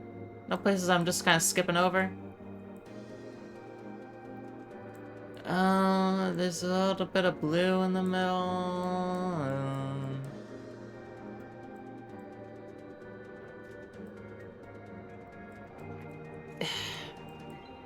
I'll give it a little bit more time, but I am absolutely sucking. Telexi low when she pops on? Are you gonna be leaving then? Alright, I'll see you around, Proteus. I'm tempted to move on to something else. Wait, is it just this? It's just It looked different. Where's the little tail? The tail's cut off. It's just there. I am such a fool. I looked at that so many times, so I was like, no, it can't be that. Au revoir. See you, Proteus. Hope you'll be back next time. Drink some more water. Where is Lexi at currently? We had like the little app where we can see where each other are. It was originally so I could track her when she makes the make sure she's still okay and get a gauge for how much progress she's making when she was driving down to meet me. We just kept it because it's nice being able to be like, oh, welcome home, babe. Hope you had a nice day. Whenever like one of us like gets back from something, it's nice.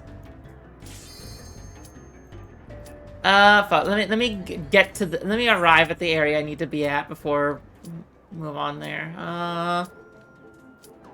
Before I lose it. Here. Sage... the creator.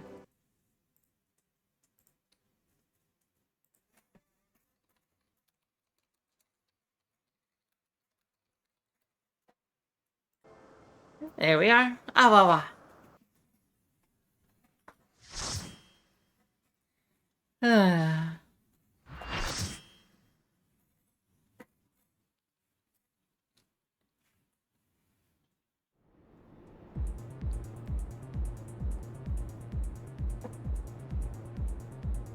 Yeah, I'm surprised it's taken this long. Oh wait, I can skip this. There we are.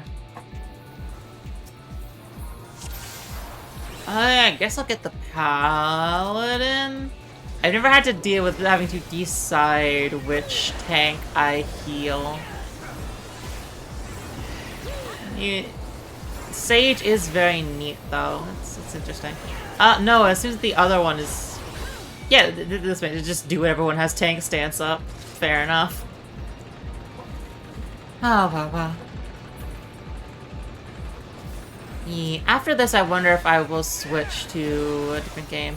I was planning on Sunless Skies. I've not played that for a little while.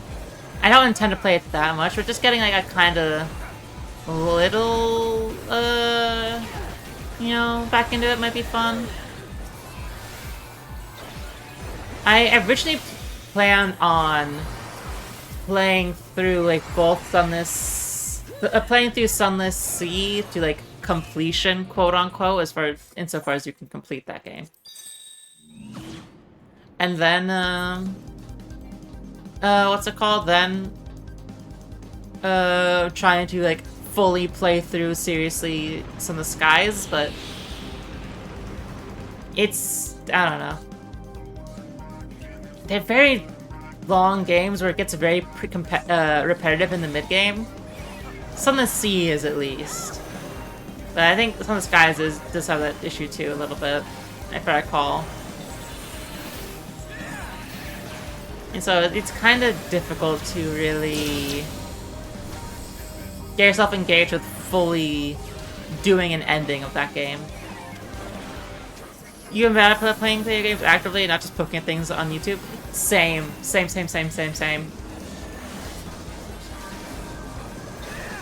Like, yeah, that is how I have been for a good while.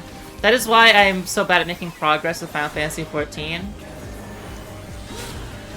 Like, it's just, I've not been in the headspace for, like, actively enjoying and playing through something seriously.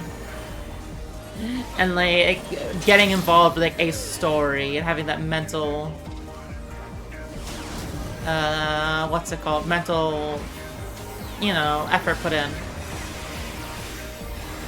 I've been more into just having junk food in terms of entertainment for a little bit.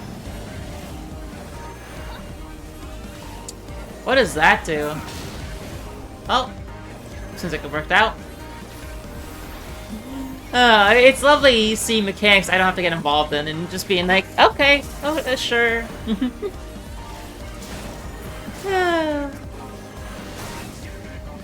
RuneScape has a really good range of active and passive content. Yee. Oh. I need to get on?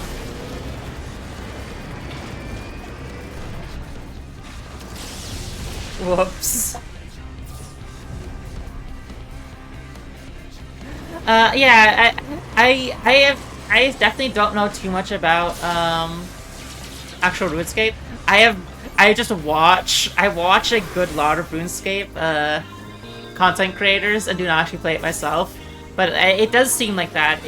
There's a lot of stuff where it's just like, all right, and now I just need to do this for the next week. And it's just gonna be, I go here, I click on a thing, and that's gonna do that for an hour, and then I'll come back to my computer an hour later and do this other thing. Oh, both? That's both healers. Whoopsies. We have a summoner. Summoner comes in clutch. There we are.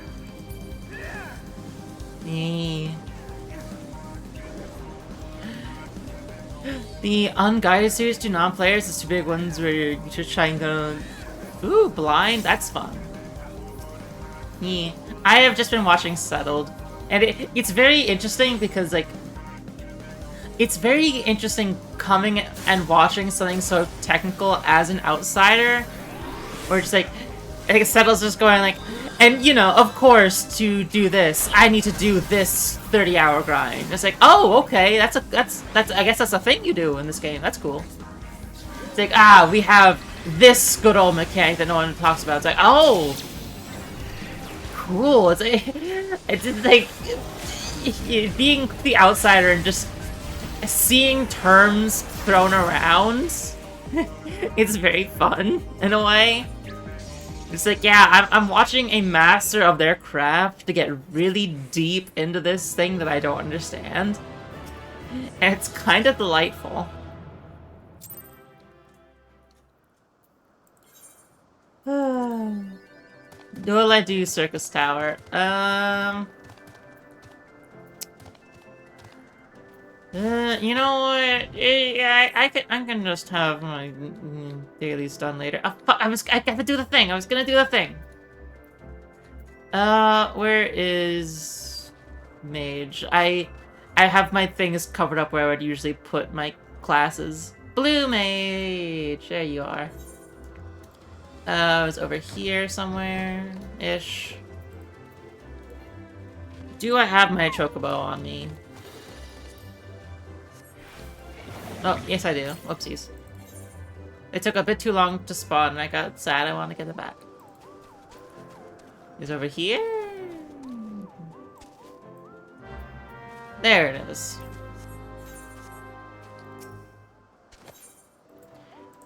Treasure coffer. Oh, I need my actual abilities. That'll probably help. Ultra vibration. There we are. Ah, more of them.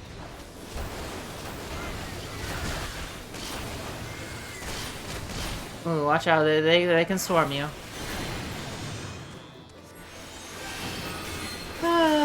Ah, yeah, I can stand with being inefficient on my Wondrous Tale. It's like, when's it gonna... Yeah, the deadline... The deadline isn't for a bit. What is it? They give you like 2 or 3 weeks to complete it, but if you do it in only a week, you can get another one, so it's more efficient to... Yeah. The cooldown resets every Tuesday, and that's why I wanted to get it done tonight, but I'm not getting it done tonight, so might as well just leave it. There's a possibility where I get to almost done with it and then I finish it tomorrow morning. That possibility is not coming to pass. One thing Final Fantasy 14 has a lot better is this mid-level social instancing. That is true. That is the case. Admittedly, I only see like Iron Man runs and like things like you don't mess with other people, but it has always seemed that like multi-person content is a little bit weird.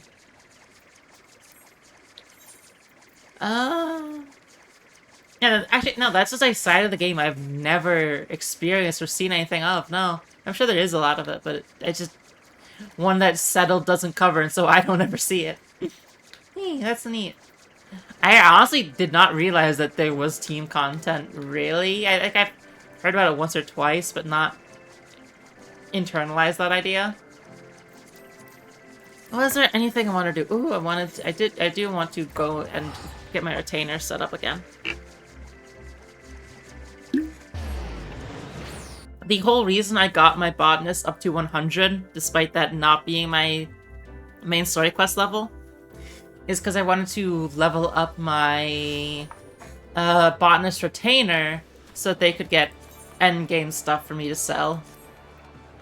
It was originally so that I could get rare dyes, which used to go crazy on the market board, and you can only get if your retainer is max level. But then they collapsed most of the dyes like into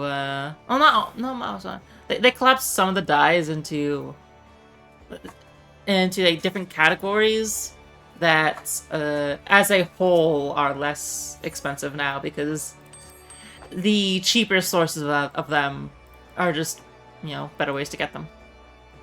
If there was one dye that costed like 1,000,000 gil and one that costed only 10,000, they might be in the same category now, and so the method you would use to get the 10,000k gil is just one you can use to get both. So prices are down now, but still, it would be nice because I do like having good access to dyes. It's always very annoying when I first load into Limsa. There's so many people here probably that it takes ages for me to be able to get to my retainers. There we are.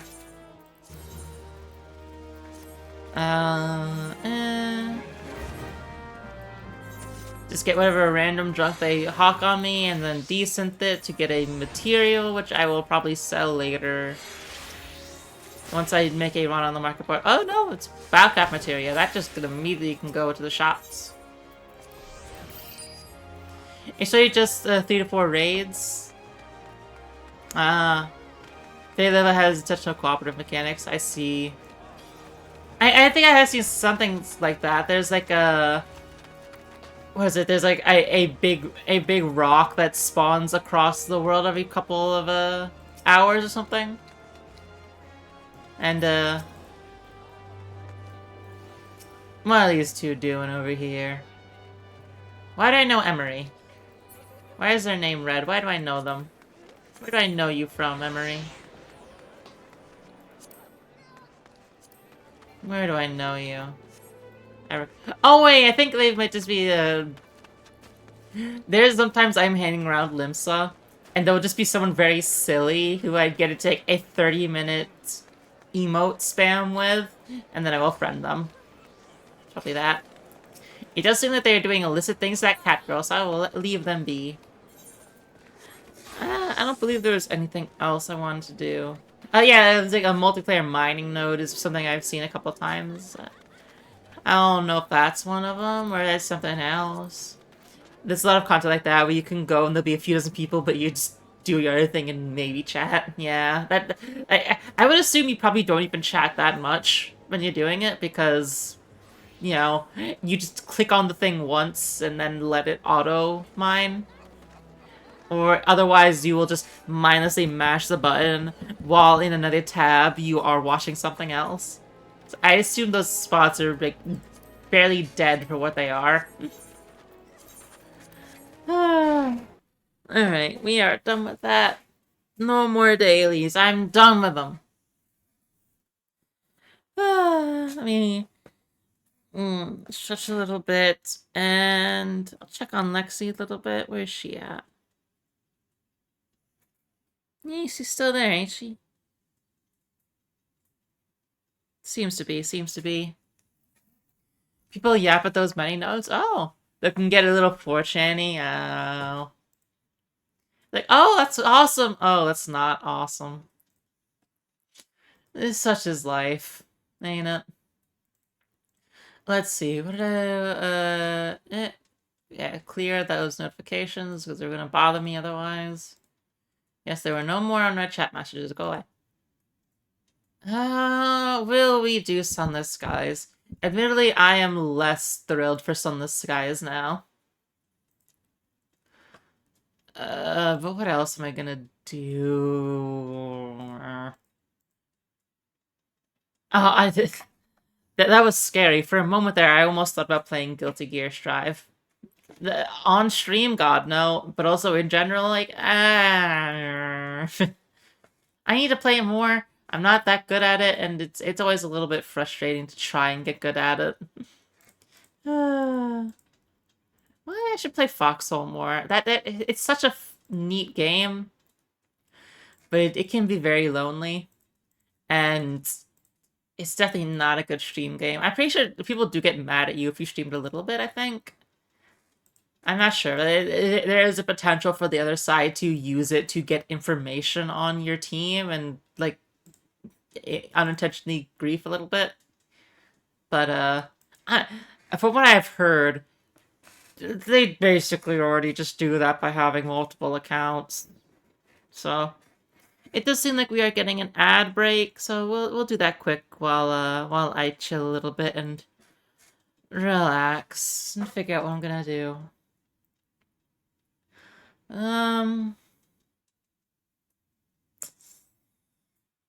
I have that. Yeah. There is also a world where I just call it, but you know, let's load up Sunless Skies for as long as I can stomach playing Sunless Skies. That feels good. If we don't go too far, then we don't go too far. But you know, I'll show that a little bit. I do like the game. Oh, it is loud.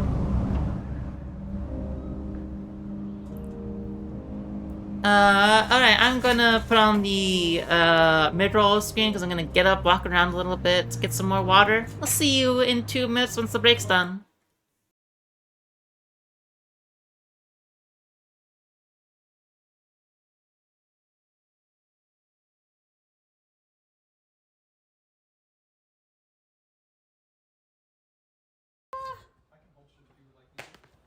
No, it's fine.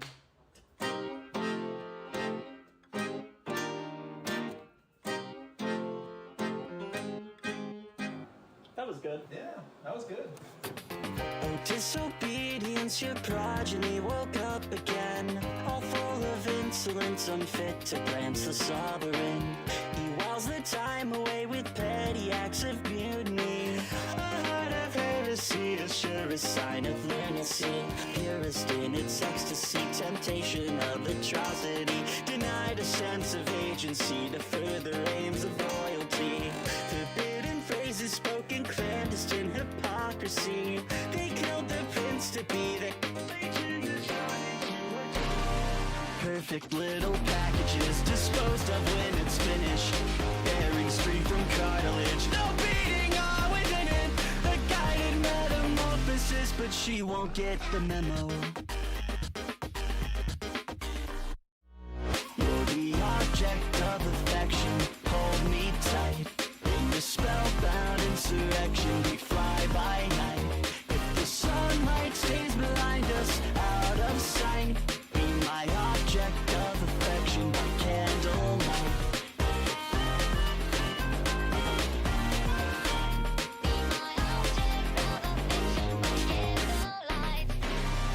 They don't even know what they wanna hear. They only know the torch and the warmth of fear.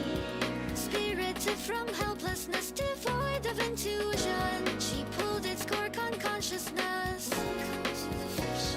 Simulacra sensitive and thoughts left out of order. Subservience is consequence, in time it will get better. Mage of black, a heretic who saved her from her reverie. More freedom than she's ever known, a self-imposed identity.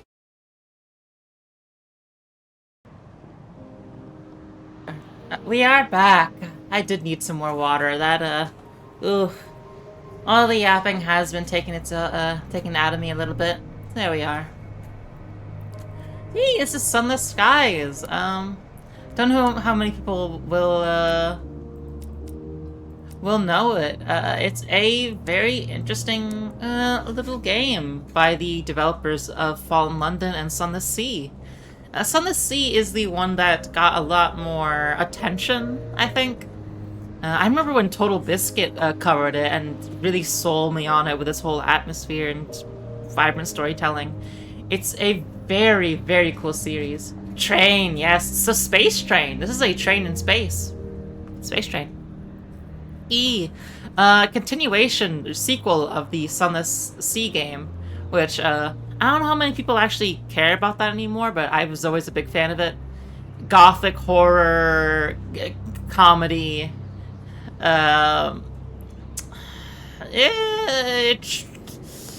seafaring game where you could alternate between being a trader or a monster hunter or all these different little things as you explored a roguelike map that changes every time you die. You die very often because it's a very dangerous world they have. And he has a very unique writing style that is very addictive. A very interesting tone and everything. It's a very fun game to get into. Sunless Sea originally started out you just have this big ocean. Based on the original game Fallen London, which is a very, very fun browser game that I still play every once in a while. Very much like it. It's mainly in it for the writing, but the gameplay can be pretty interesting at times, I guess. But it's very much a game you play for the story and the, very clever comedy and horror. Yeah, they made Sun the Sea after that, and then now they made this one. I believe like it does not tie. In the first game, the lore was very much tied into the Fallen London setting. This one is a continuation on the setting, where it is now thousands of years in the future. So I'm a little bit disappointed with how little it does share with the original's, you know, characters and places, but it is very neat. I've played it a couple times. I've never gotten too far in it, so it's kind of, you know, I always kind of just fell off on after a little while, but I do want to get into playing it more seriously. I'm not going to be playing it seriously this time. I'm just going to be chilling, doing a little bit of it. If you die, you can like continue with a new captain. Yeah, we'll do merciful.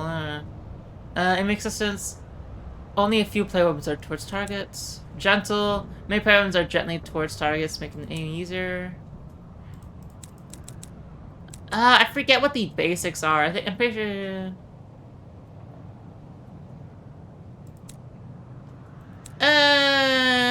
We can do standard.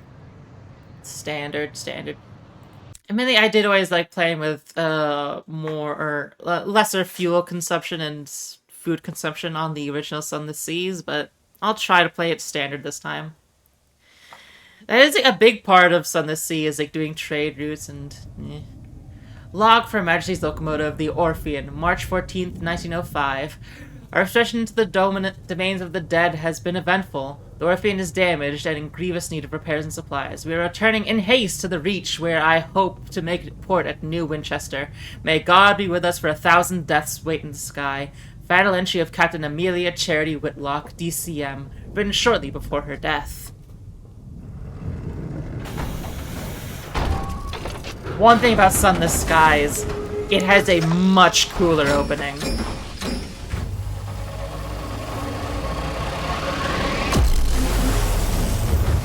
And the whole vibes and everything is stellar. The Kingdom Transit Relay. When I go back. Ooh, it's more speedy than I remember. This transit relay to and from the Blue Kingdom, a distant region of heaven still ruled by a sun. Few travel there, it's unwelcoming and uncanny. Thanks to lack of traffic, many London officials consider this a cushy post. Those stationed here are in good favor with the department. Recall your recent arrival through the relay. So most of the game takes place either through the ship segments we just saw a little glimpse of, or through these little vignettes. Gazettes, I think they're actually called, but it is a very neat mix between, like, visual novel, or just novel, choose your own adventure novel, and macro ship management and navigation and fighting. A narrow escape. The Orphean recently arrived through the relay in a state of distress, having had to flee the Blue Kingdom. Whatever it was the captain did there, it incensed the local authorities. They pursued you to the relay and tried to close it while you were mid-passage. You barely made it out. What's more, the attempt to close the relay has damaged it. No travel will be possible in either direction until it's repaired. It'll take some time. You remain in the Reach. You have business yet. Onwards. You put the edifice behind you and head towards the knotted, overgrown tangles of the Reach. Occasionally, stars peek through gaps in the celestial undergrowth. Celestial undergrowth. This is your tank. This is not a tank. Your train. It is really cool. Very floaty. Everything takes place in this 2D system. You return to the Reach, an untamed, sunless span of the heavens, London's new frontier, a celestial garden run wild. The story here is London has taken to the stars. They have moved the physical city of London just up into the sky, into space. And there are all sorts of nonsense that comes with. This is a very crazy version of London, we will say. Your journey back from the Blue Kingdom was tumultuous. Your locomotive is damaged and Captain Whitlock is badly wounded.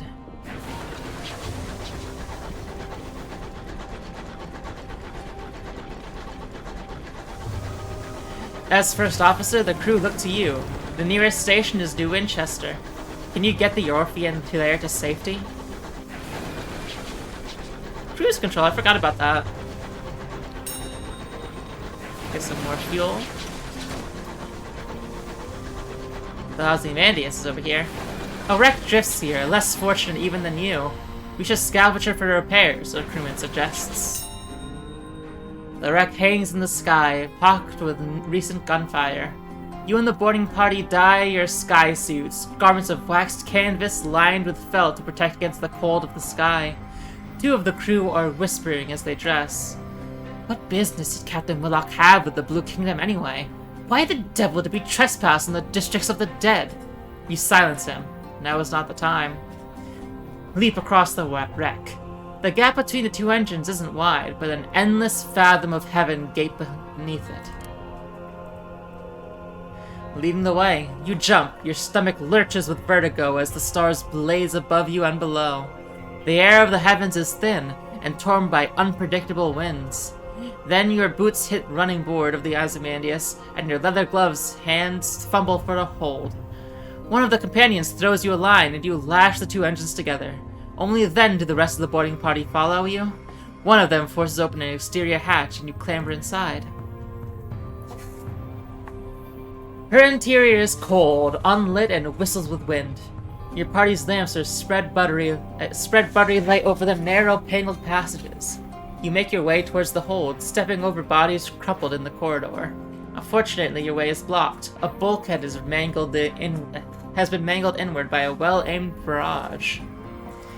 Along the way in these little vignettes, you get skill checks. You have a bunch of little skills that affect both your time in the ship and your time doing these little story things.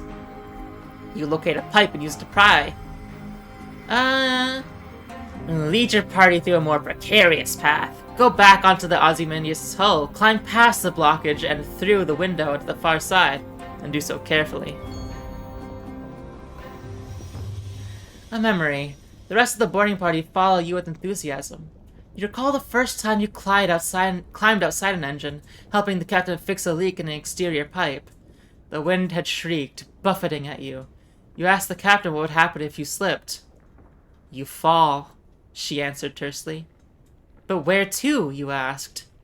She looked down, then up and back. The sky's depth spiraled all around you. Away, she said, and you heard her fear. Back in the present, you tumble back into the Ozymandias through a shattered window. Your party spill out after you, glad to be back inside. A little like FTL with more role-playing elements? Yeah, it's very much too real time to be FTL-like, but, you know, conduct a thorough search. Your companions work quickly. The Ozymandias' hull has begun to creak. Your actions on board may have compromised its integrity. Renewed! You find enough food and gear to restock your supplies, and enough spare parts to make necessary repairs on the Orphean. The food will need to be thoroughly thawed, of course, but you've eaten worse in disguise.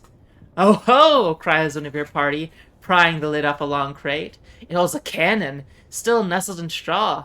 Another crewman pulls a battered birdcage from a pile of ruined cargo. Within the cargo, something winged and furred meets your sullen eye. You examine your finds. Mount the Jerusalem cannon onto the Orphean. Her own weapons are badly damaged during your flight from the Blue Kingdom. This leaves you vulnerable. You can claim both this and the bad. Cotter Ellen Hather Sage Jerusalem fires a single shell to a good range more or less accurately. You order two of your party to get it back to your vessel and fit it immediately. The Ozymandias groans again. The structure shudders spasmodically. You've gained one cannon. Liberate a diffident bat and employ it as a scout. The heavens are wide, and so locomotives use scouts, like bats, to locate things of interest. Port, resources, wrecks like this one to scavenge.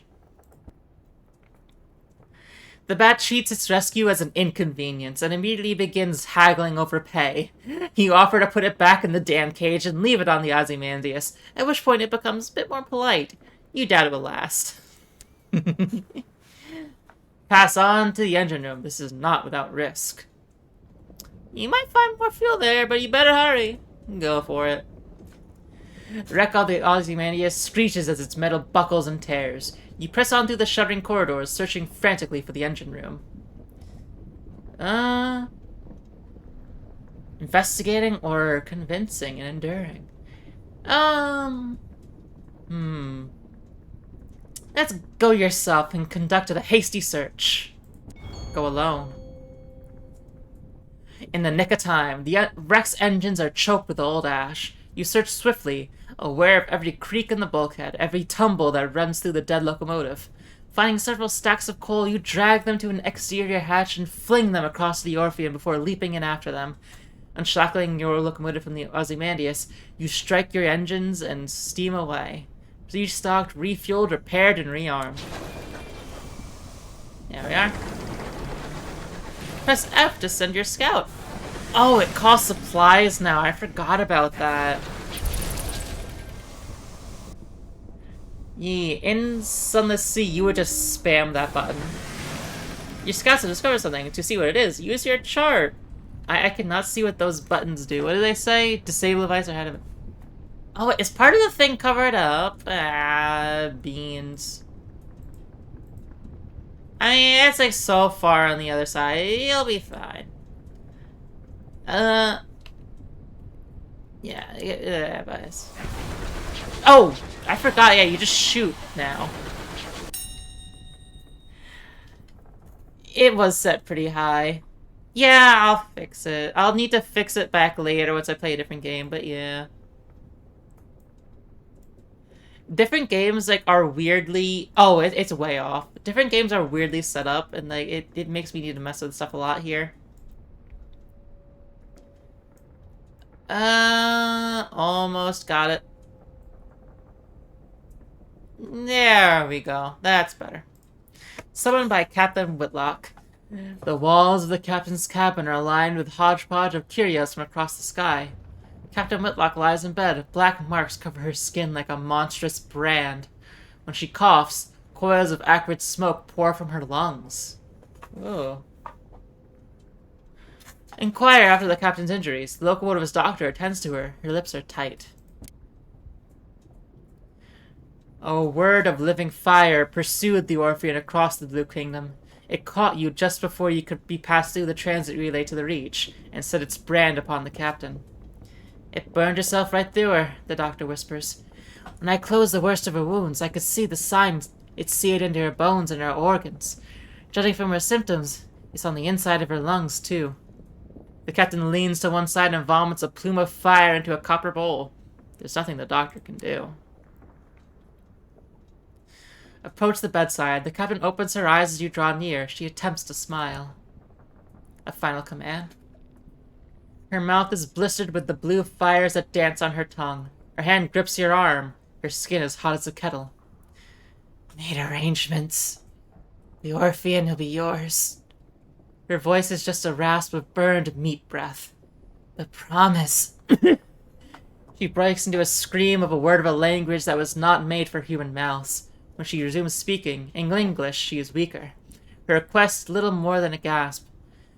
Promise me one last service. Promise. Demand to know why she took the Orphean. No, promise her you will obey her last command. Whatever it is, you'll see it done. She sinks back, relieved. All in my will, she gasps. Be it better. She breaks off and as the sigils burn into her bone flare, growing cherry red through her flesh and skin. Better captain than I. The effort exhausts her. She sinks back into the scorched pillows and a twisting, frantic fever. Take your leave. You've an engine to command. Other business. You leave the cabin and the scorched sink of his air behind, and return to the bridge. New Winchester is further than you'd like, and the captain hasn't long left. You just get to fire... Normally this would... Reach, Marauder. Ah, jeez. Ooh! Evasive maneuvers. Yes, this one is a lot more,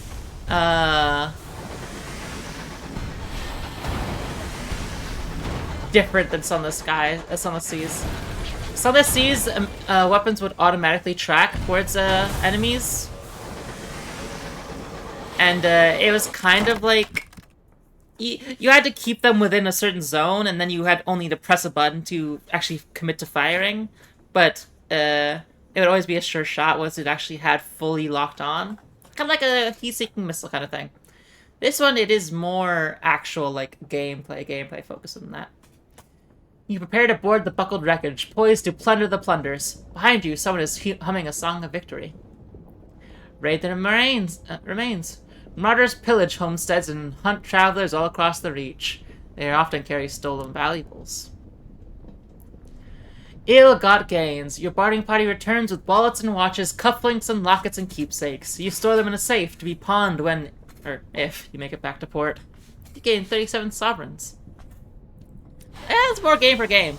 Like, Sunless Skies is inherently a much better game gameplay-wise. 100%.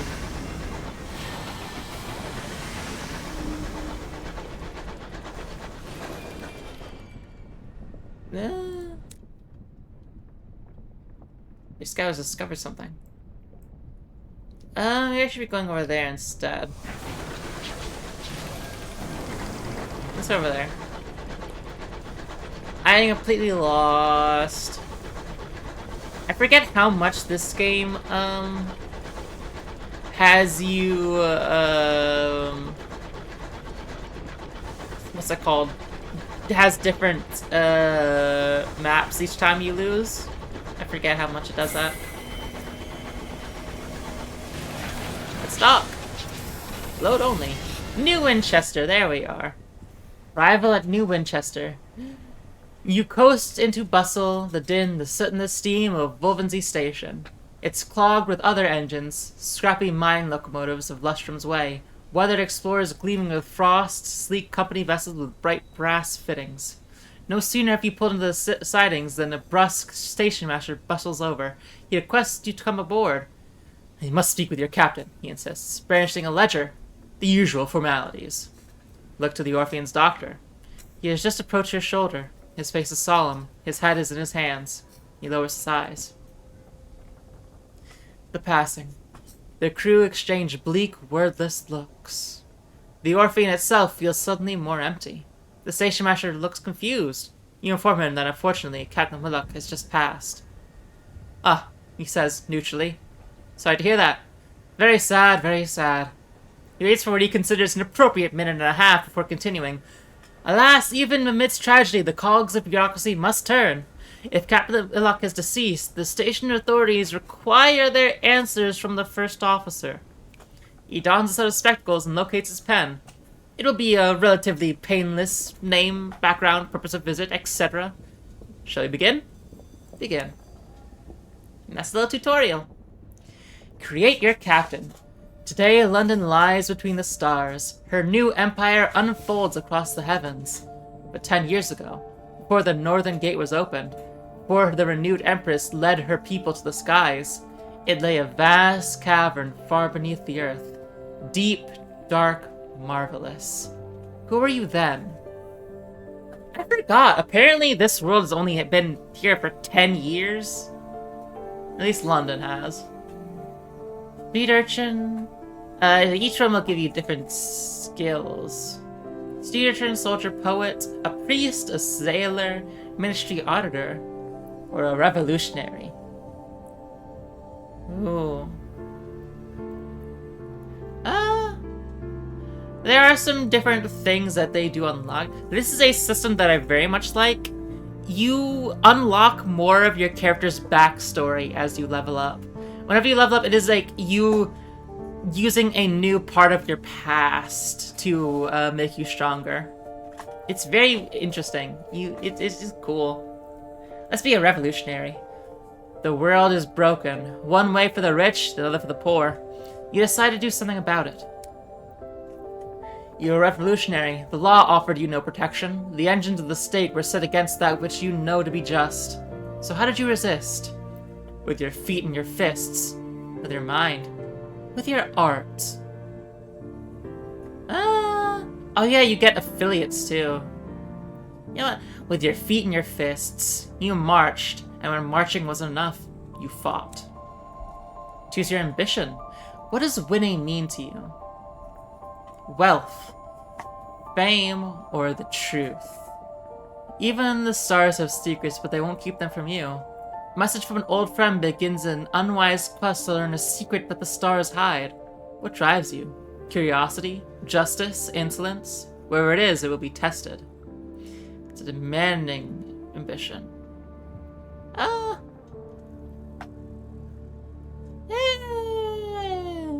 It's this... You know what? Yes, we can try the truth. I can handle the truth. We're not going to be playing this game too long. I'm probably not going to continue this save file anyway, so let me choose your appearance. I don't like the hat. What have we got in terms of hats? Ooh. I kind of like the little cap. Give me some longer hair. The scraggly. Give me something kind of... Yeah, I like that. Sure. Doctor, professor, officer. We are gamers.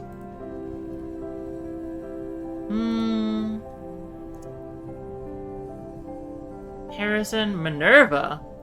I'll take Minerva. That's a cool name. Doctor, professor, officer, archivist, principal, administrator, secretary. Comrade Minerva. Yeah, it's too on the nose with the revolutionary leanings. Specialist Minerva. My lady. Sure. There we are. Start game. 3 weeks have passed. This morning, Captain Whitlock received a simple memorial service. Her body was consigned to a necropolis train bound for the Serene Mausoleum. Now you sit, with a handful of her relatives, in the threadbare offices of her solicitors. A methodical notary is reading the will. The captain was wealthy once, but squandered her capital on mysterious expenses before her expedition to the Blue Kingdom. Listen to the end. The captain's relatives, for whom she was mostly estranged, are clearly wondering why you are here. True to her word. In a final council, the notary announces, Captain Whitlock confirmed that possession of the Orphean was to pass to his first officer. He peers at you with a dry, grey eye. This includes certain black box contained in the Orphean's hold. Captain Whitlock's final request was that at a time of your choosing, you transport said blocks to an address in London. He hands you an address card and deposit it there. You are not to look inside. She gave no explanation. And that's it. You're the captain now. The Orphean is yours. Captain Whitlock's legacy. You can investigate the black box at New Winchester. You can take it to London, or you can sell it and be done. Ooh. His story. Preventing. I know how to provision, probably.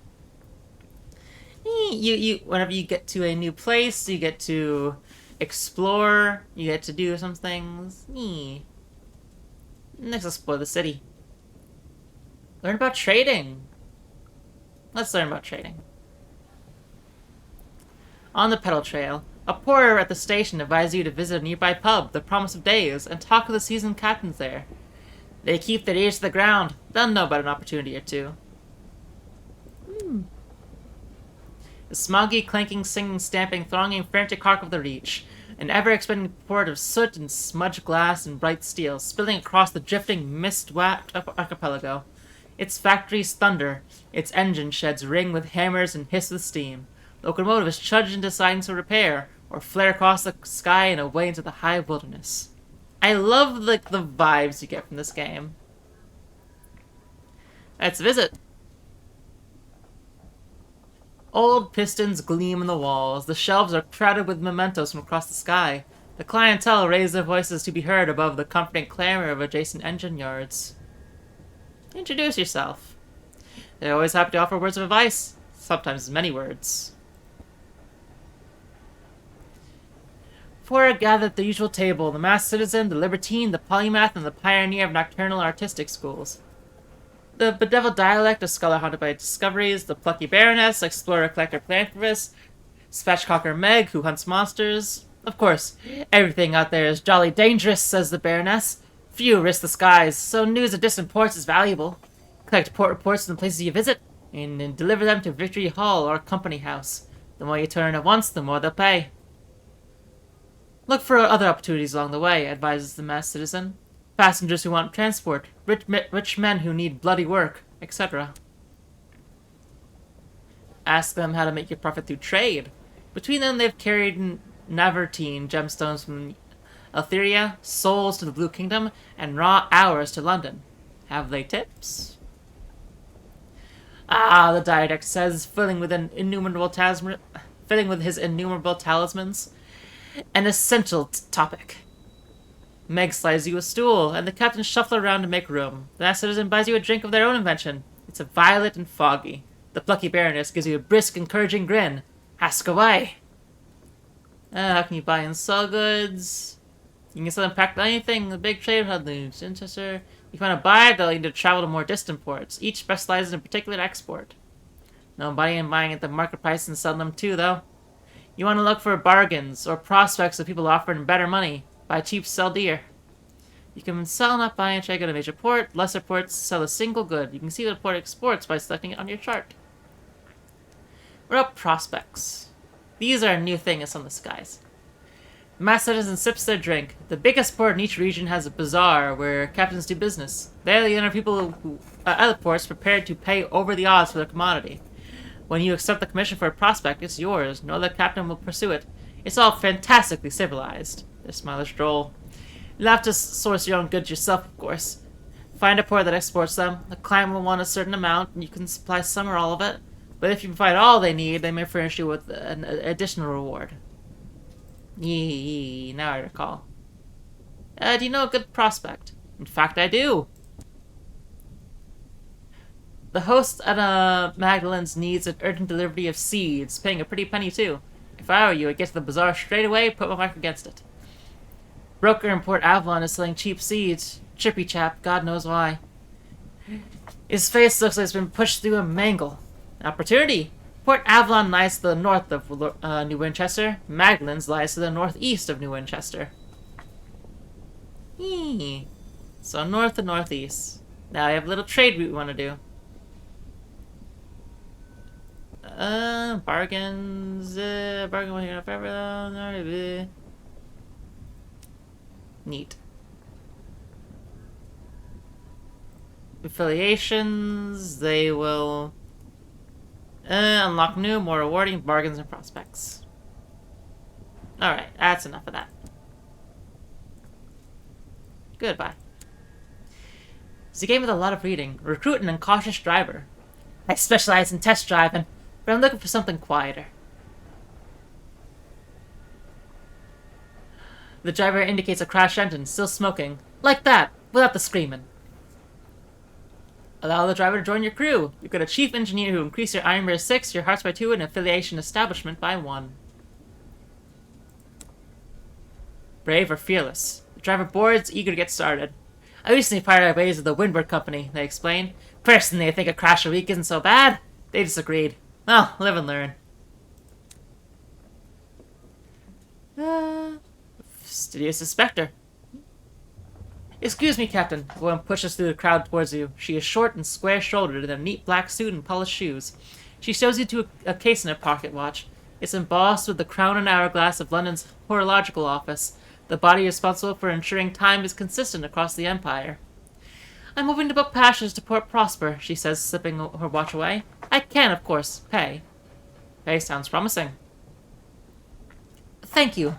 The locomotive I was on broke down following a boiler rupture. The chief engineer's fault, I expect. A gentleman fonder of brandy than of diligence. Here, initial sum, to seal our bargain. It lies to the east of New Winchester. Not that there is such thing as north, east, south, or indeed west out here. Instead, London cartographers picked 4 brighter, more reliable stars visible from the Empress's new palace and named them north, east, south, and west. Londoners value familiarity. Ambition, an old friend.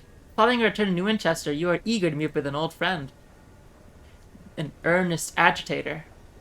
You're firebrands together. You kept one another's secrets, even in dark brick cellars where special constables bloodied their knuckles on your ribs and jaws. For the revolution. In time you learned to temper your fires with guile.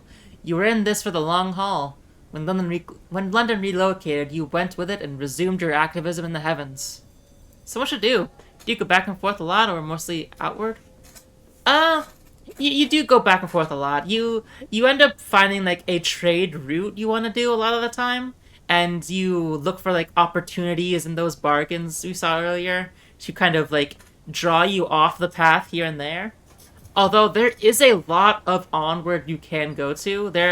I think there are 3 separate maps, and they're all fairly large, and they will each change every time you die or whatever. So it's kind of like you have to go out and explore and find the new paths and But like opportunities will often change, and so you need to change up the routes you do. But it does often involve either having a trade route set up that you will go and do, or having someplace you are directed to go by a quest, and then either gathering resources and then going there, or, having something you need to investigate along the way.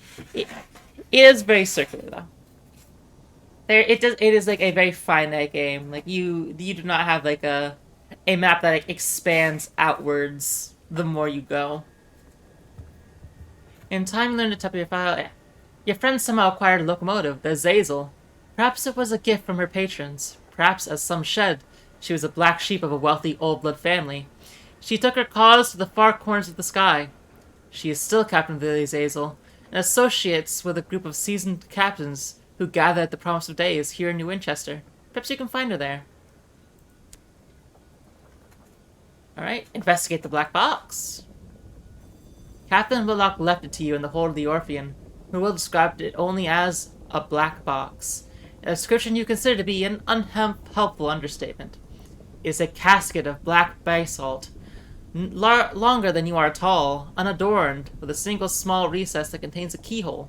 The thing must weigh almost a ton. It stands upright in the corner of the hold, where the crew have pushed out of the way. So what to do with it? Yeah, as for the quest, whether you obey it or not is up to you. Decisions. The last request of Captain Amelia Whitlock was for the box to be transferred to a specific address in London. Alternatively, you could perhaps find someone willing to purchase it as a curiosity, and if you knew what was inside, you might be able to command a higher price. Well, when they require it. Captain Whitlock had it brought on board just before your ill-fated expedition to the Blue Kingdom. It was empty then. You know because you saw the lid and the box carried on board separately and assembled in the hold. It's not empty now. It's sealed, and even heavier than before. But you left for the Blue Kingdom shortly after the box was delivered, and made no stops along the way. So whoever's inside the box now, Captain Willock found it in the Blue Kingdom. Examine it. It has the dimensions of a sarcophagus, plundered from the tomb of some forgotten prince of Egypt. Close fast. There are no carvings or inscriptions on it. The joint where the lid meets the body is too thin to admit even a knife blade. There are no holes by which light or air might find their way in. It is impossible to see inside without opening it. Even the keyhole has been engineered in such a way as to prevent peeking. The recess with the keyhole, though, as far as you can determine, that is more recent addition. The stone has been drilled with chiseled away to create space for a modern metal lock. So if you have an academic, or if I have by villainy, I could. Okay, so you need some affiliation or some resources. So we'll need to look for those. Once more, explore the city. Inquire about the Winchester War. How goes the war? The slow-burning war for the Reach looms in the backdrop of daily life in New Winchester. Citizens wishing to keep up with the developments of the war have turned to the New Gazette, It is famously the only newspaper worth reading in New Winchester, as well as the only paper that hasn't been bankrupt. Its quality speaks for itself. You can read about the progress of the war, check your reputation with the factions, and who currently controls the Reach. What's the current political situation? Lay of the land. The Assembly runs New Winchester from Victory Hall and seeks to strengthen its hand on the Reach. London's proxy, the Wimberdick Company, however, maintain a considerable presence in the Reach. Although New Winchester is still neutral ground, tensions are mounting. Then and without the port. The Assembly. Alright. Okay. That's enough of that. We're actually...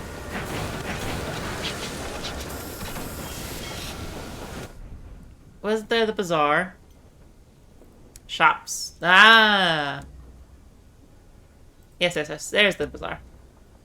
C's for Magland. Litter for Polly and Plenty. But to find consensus of literature, genre...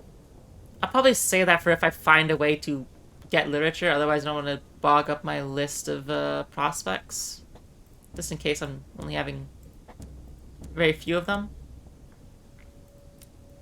Probably need some more stuff. Oh, okay, actually, you can't carry many things, can you? I'll stick by it for now. And, it doesn't... Yeah, you can't buy anything interesting here, can you, if I recall? Yes. Off we head, then. We gotta head north.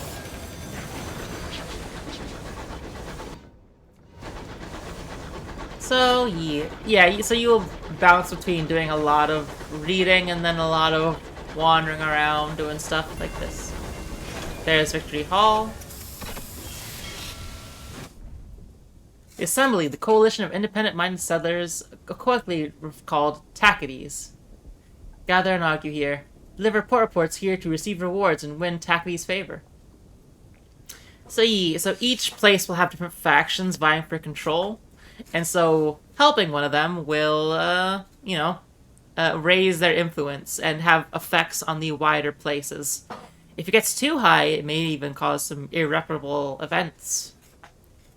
Raised in the waste of the blockade of New Winchester, this magnificence of glass and steel houses the Colonial Assembly. Here, representatives of the independent ports of the Reach gather and quarrel. The Tackities, those settlers who want independence from London, may have work for a Skyfarer. Today, the chambers of Victory Hall echo with shouting. Assembly is in session. Outraged roars descend from the boardroom to the palatial lobby. A discreet functionary escorts you from the premises before you can hear anything too juicy. You're a captain, aren't you? She inquires. Once you're safely outside, if you want to be of service, bring us news from other ports. The Wimberdick Company will have spies everywhere, and we need recent, accurate information of our own. We love the hit game Fallout New Vegas. It's kind of like that, if you squint. The main thing you will do with those is, you get a port report every time you land in a new place, and that can be sold to either of the factions.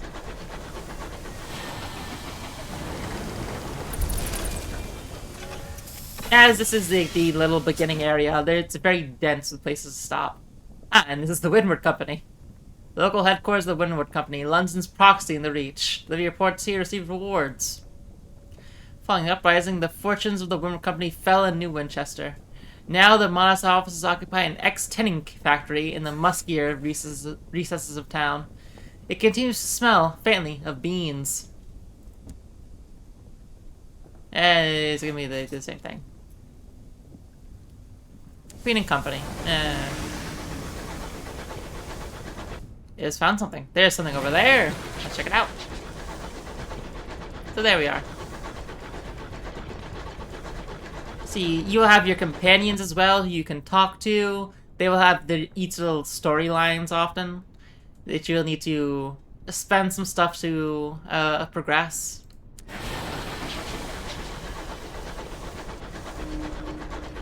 Wispy condensation trails across the sky, the ghosts of crashing trains.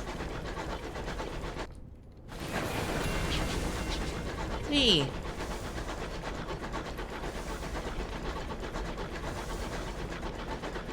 So you will manage your supplies, you will manage your fuel, everything. You have to manage your people. Ah. What the fuck?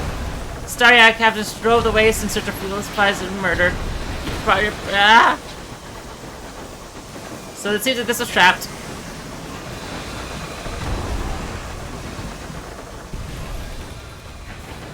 Jesus. I forgot that happens. There we are. The crew of this weathered engine has been driven mad by the winds and the stars and the things that haunt the sky. What's my crew numbers at? And crew. Perhaps the engine was transporting something valuable when the crew succumbed to star madness. Distressingly odored barrel. No one is keen to get close. Lid is gingerly removed. All will be the sigh of relief when coke is revealed, black and precious. Captain's truest friend. Where are we? Oh, there's something over there.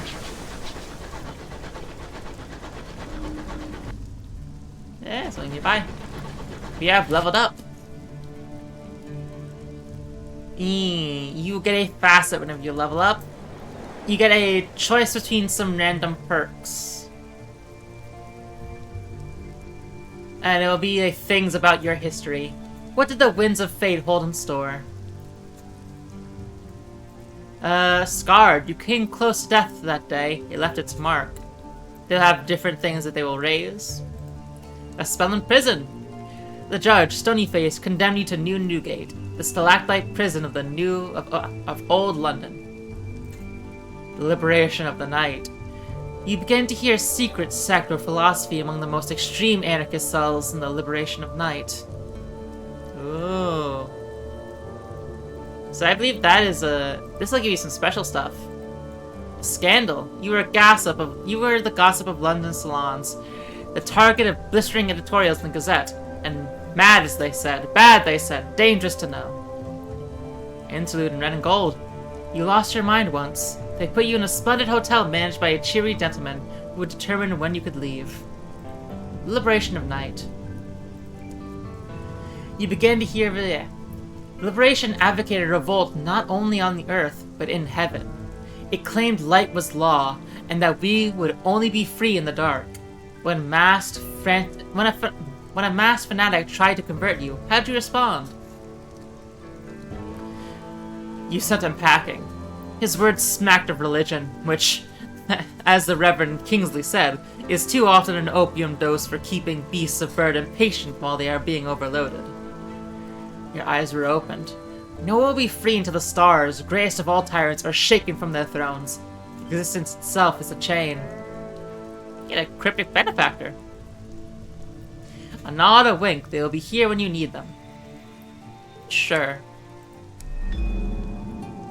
And so this continues your little story, and each one will unlock new things and new opportunities even.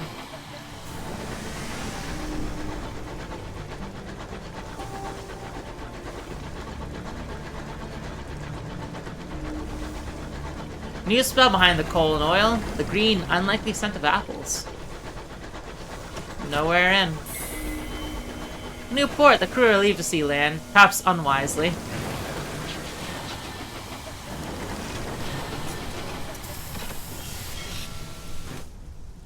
Behold a ruin of giants, gargantuan blocks jigsaw together, furred with moss and whispering with orchards.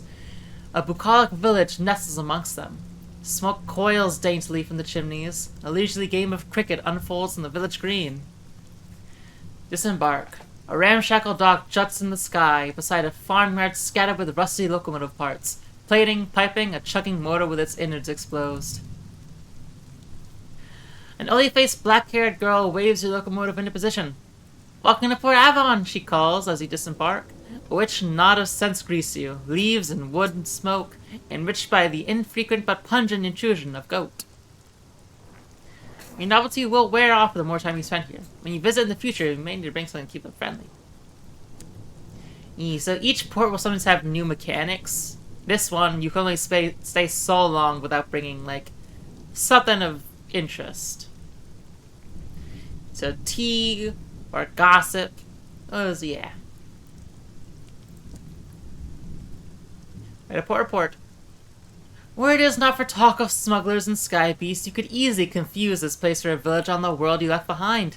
It's quite peaceful here, apart from some fuss over newspaper delivery.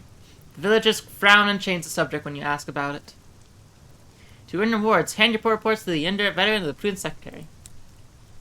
There we are. There will be different places you can go. So, where was I? I was just there. Was the village green? No. No, we're in? I guess I was just like at the... Yeah, just the dock itself. The dock is little more than a farmyard. Port Avon's inhabitants quickly tire their visitors, but you may be able to find ways to increase your welcome here before you venture into the village proper. You can recruit a repentant devil. He looks for passage, but claims to be useful. He doesn't ask where you're headed. Offer him a berth. He's repentant. There can be no harm. He has very little luggage. A single satchel of books and folded greatcoat appear to be his only personal effects. His manner is calm, almost pedantic, as he negotiates his duties and his pay. But you have a sense that he urgently wants to be out of Port Avon. Ooh, I'm running low on money.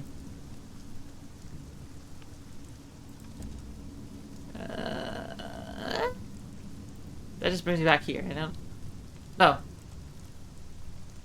I need to check out the bazaar. I need to get those seeds. Opportunity! Sacks of seeds! We need those. How much did the person want? 3 stacks. 3 stacks. Ah, I can't get all 3. I'll have to settle with 2. Alright, can I sell anything? I could sell fuel. Let's see if there's any way I can maybe make some money here.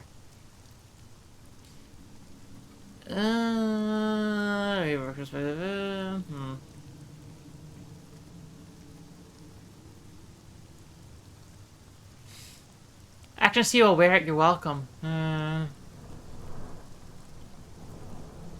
Speak to a short-sighted cryptozoologist. She perches on a stool in the corner, staring at a map of the Reach. I could have... No, must have taken a wrong connection at New Winchester. A tiny figure weighed down by 2 backpacks and a heavy duffel coat looks through the thick glasses at her map and then up at you. Excuse me, I need passage. I don't suppose you could help me. I'm on the trail of unusual beasts. I will pay for your time. Sure. Where does she need to go? Lustrum! Beams the short-sighted cryptozoologist. She leans in conspiratorially.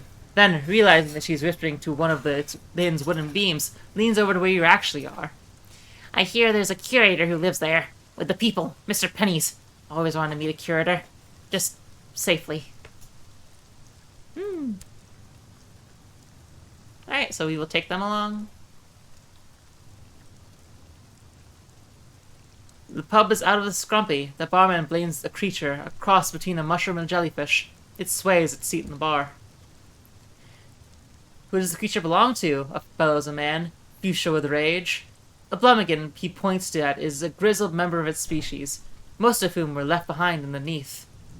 The fuchsia gentleman roars in fury between bellows. The truth emerges. The Blumigan is no one's pet, and far worse, no one will admit a responsibility for its tab. The Blumigan is unconcerned with the tumult. It nods its cap at you with grim respect, then flops a tendril down into a mug of stout. It stares bleakly through the window. Leave him well enough alone. A farce. I've received messages. Ooh. Ooh. Oh.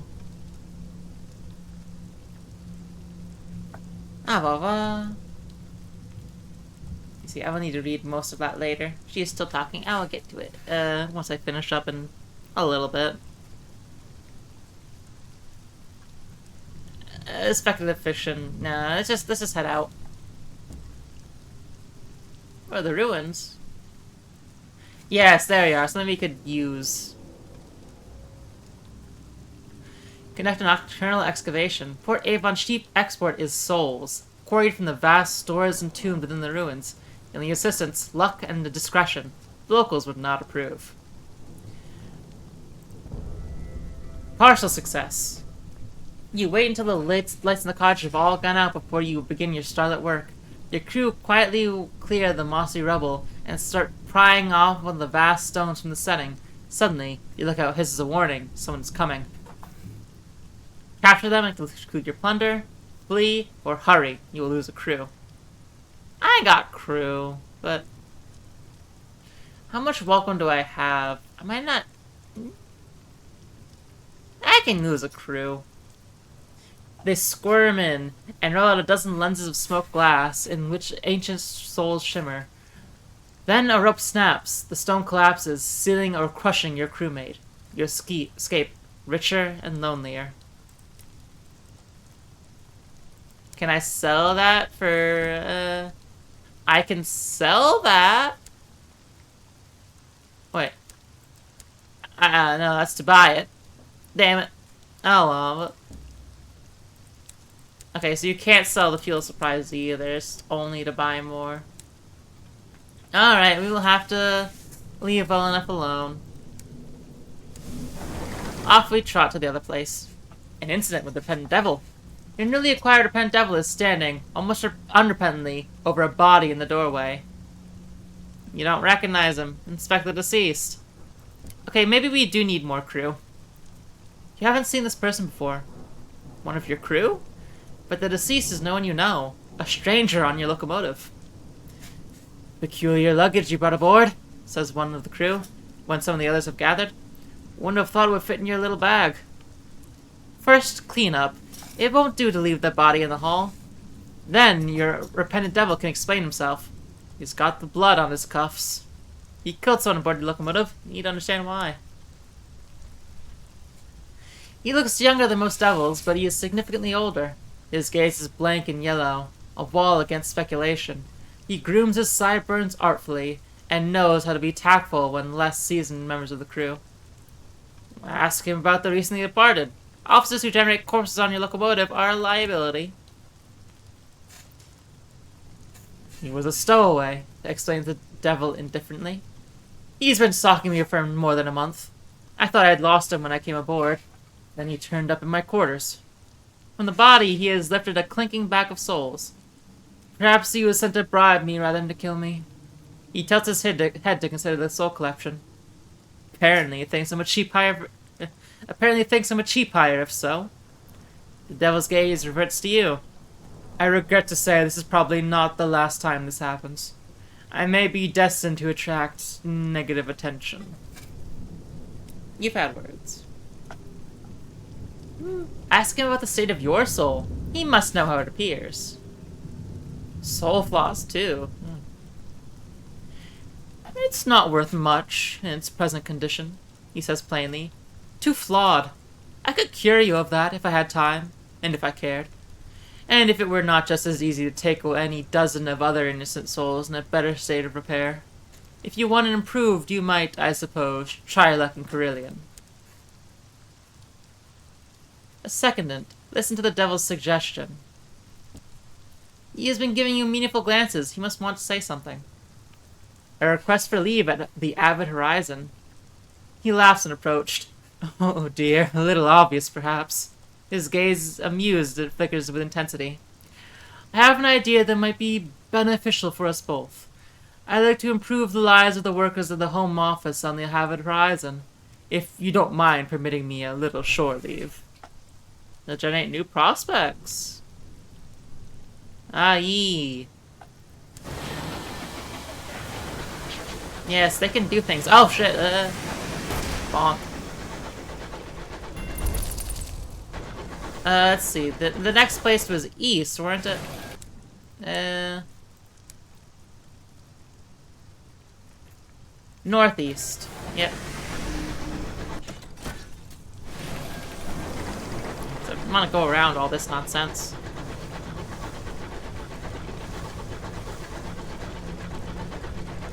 You also need to manage your sanity, which is this bar over here. Otherwise, you will do some bad things to your crew. Now, supplies is probably going to be an issue soon enough. I do want to hawk the stuff I bought and get out of here.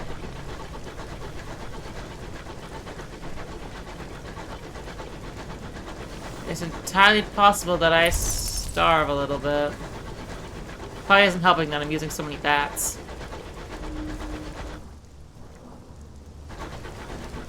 But maybe I'll scavenge something. A stopped clock. A mysterious inspector approaches you in the galley.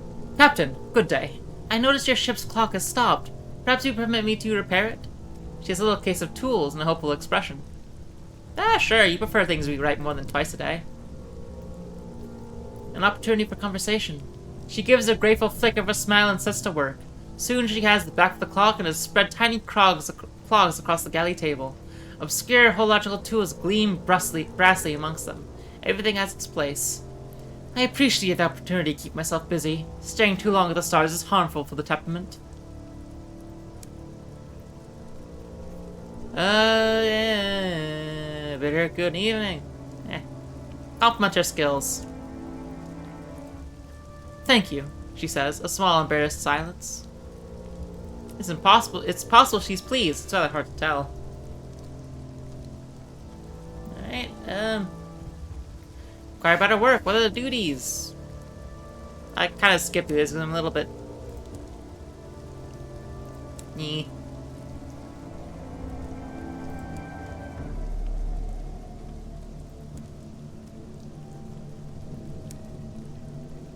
Alright, bid her a good evening.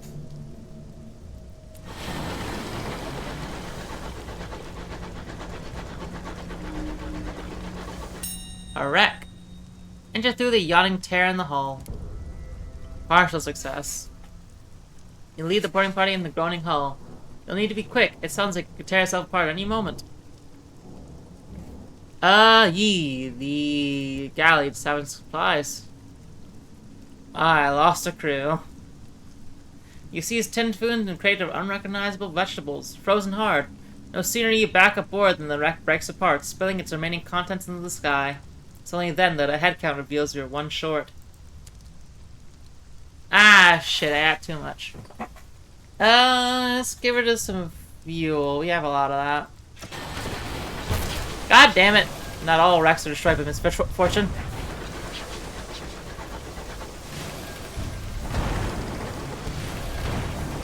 Keep pushing them back so they stay flush. Damn it.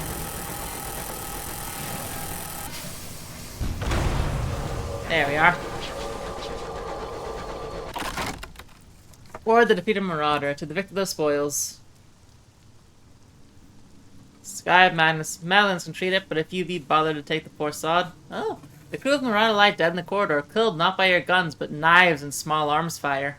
The only survivor is the captain, locked in the brig with a bottle of brandy. Chalk eyes stare back from every wall. When he's run out of chalk, he begins scraping them with his fingernails. Little remains of them but bloodied stumps. Sky of Magnus. Magdalens can treat it if you can be bothered to take the poor sod. He'll begin a short quest. Bring the poor fellow on board. High wilderness is cruel. This could easily be you one day. The crew wrap the sky-maddened captain in blankets and secure them tightly with belts. It takes 4 to transport him safely on a locomotive. He might not be happy you were strained, but it should keep him from harm until you get into Magdalene's. Magdalene's lies northeast of New Winchester. You have a moment to see whether there's anything worth it on this locomotive for abandoning it to the wilderness. Gain hull. I probably want to gain hull. Your crew get to work eagerly, vaulting out in the bright tools at the ready. Shipping the Marauder is slow, painful work. They are cobbled together of stolen parts. Finding suitable fits for your own engine is a process of trial and error. Many of your crew will have lost friends, family, lovers to Marauders. It speeds the work.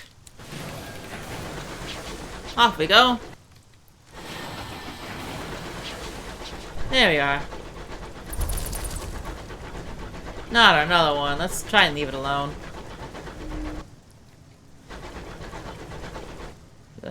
Northeast is still over here. Yeah, you can see the map is very big, and there's 3 of these. No, we're gonna head off.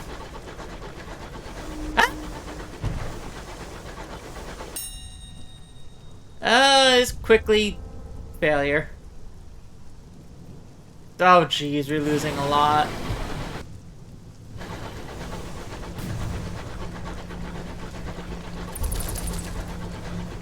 Off we get. I need to be more careful.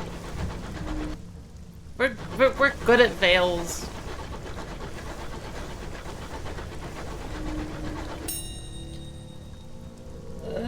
Nope, we're not gonna risk that.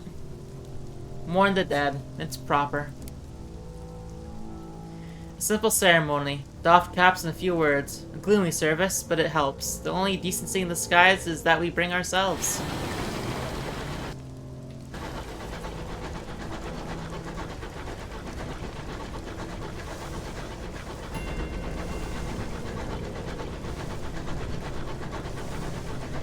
Yeah, I do need to play this game more. I do enjoy it.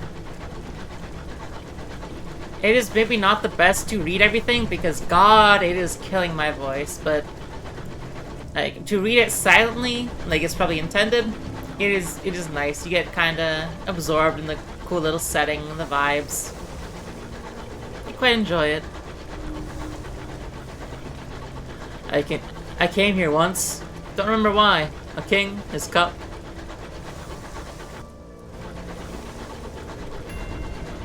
There you go, that's Somerset's camp.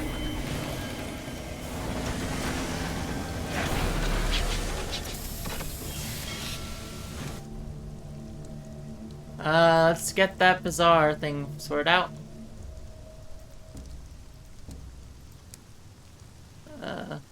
Oh, they're selling books.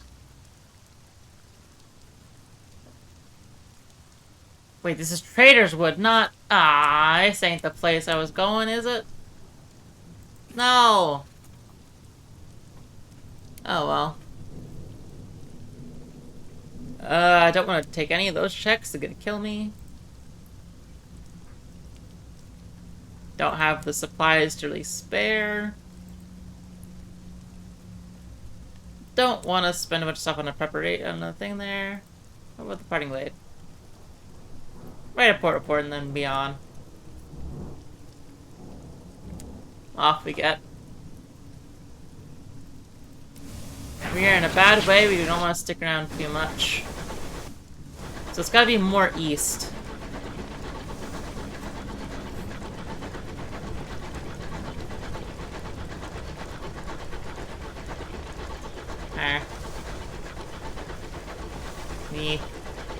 You can kind of consider this game a bit of a trucker sim, if you wanted to, and you wanted to be very lenient with the description of that kind of game.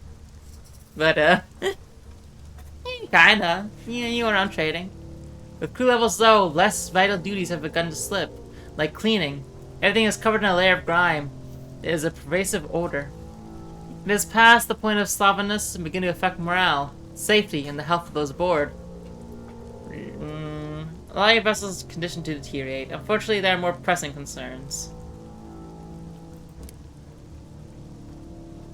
You've lost more crew! Suddenly you hear about mysterious illness, whiplashes bloom in their necks, the muscles of those spasm. Ah, fuck. I don't know if we're surviving this one, folks. I should have bet fuel. I just thought it would maybe raise, like, you know, with lower morale, you know, raise, like, terror. Oh, there's something growling. They were weak. We're better without them, really.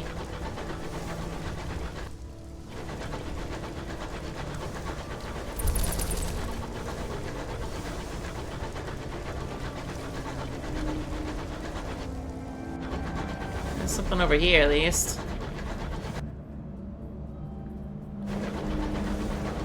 Ooh, Peacock wind buffs the engine. The Akasha whistles a jolly tune.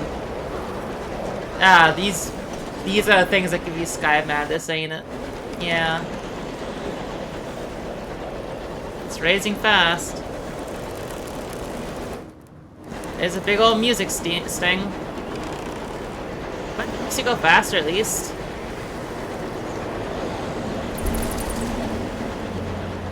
Okay, I would rather go the other place. Oh, Magdalene's! We made it. I do very much like the sound design, it's very nice. There we are. Ugh. C's for Magdalene's. I won't be finished until I do the full thing with it. No. I can't sell my souls either.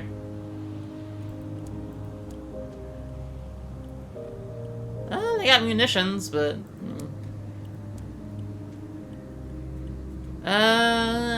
Terror. Magdalene's offers a small comfort. Magdalene's is the closest thing many skyfarers have to a home. It offers the services to alleviate the strain of life spent too close to the stars. The glass spire of Magdalene's pierced the clouds like swords. Shadowed figures can be seen moving through the gleaming corridors, their identities obscured with the hued glass.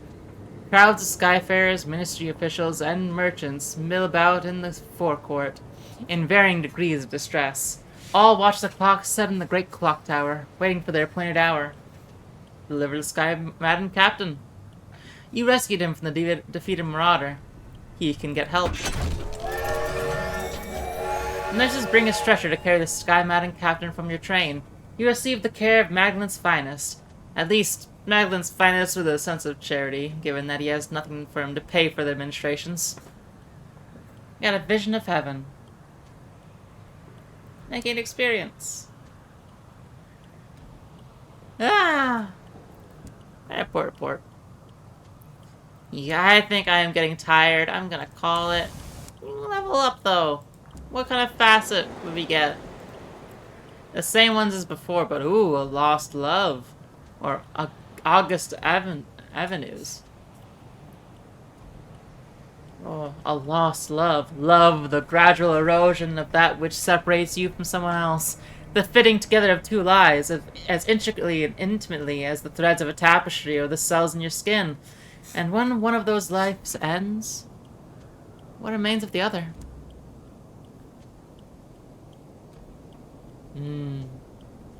Like a fresh wound. You loved, you lost. How badly does it hurt now? You feel always like a gnawing ache, a hole in the heart, or like a flesh-ruined resin now and then. Like a fresh wound, as red now as it was then. Sometimes the grief is raw, ravaging, a wolf howl in a midwinter's night. Other times it suddenly sinks, waiting for a reason, any reason, to lift its head and howl again. I do like that you get to build your little backstory, it's cool. It's a neat little game. Maybe one day I'll play it more, probably not for a while, but it is a fun game that I do enjoy. The early game is very dialogue heavy as you get all the dumps and everything, and it tells you how to play and you get all the nonsense, but why am I over here? What? Why are there two of me? What the fuck? Game capture. It's capturing VTube Studio. Why are you doing that? I didn't tell you to do that. But yeah, it's a fun little game. I do enjoy it. I need to get back into playing it. It's very nice. One of these days. It was good to revisit it though, to remind myself I do like it a lot. My voice is utterly dead though. I'm going to need to get more vocal stamina if I'm gonna yap this much. I need to get back to the Deltarune streams where it's a lot more time in between yapping. And it does seem like Legacy has gotten home, but it seems like it's very late. So we'll have to do Deltarune another time. I'm very sorry to say. Oh well, it is what it is. Still, I can't wait to see you next time. I hope I will have you there. Always a delight to have my thralls, or just my regular viewers. Have a good one. I am going to rest my voice and maybe lie down a bit. Yeah. I will see you around. I hope I could help make your Monday a little bit more nice. Bye-bye.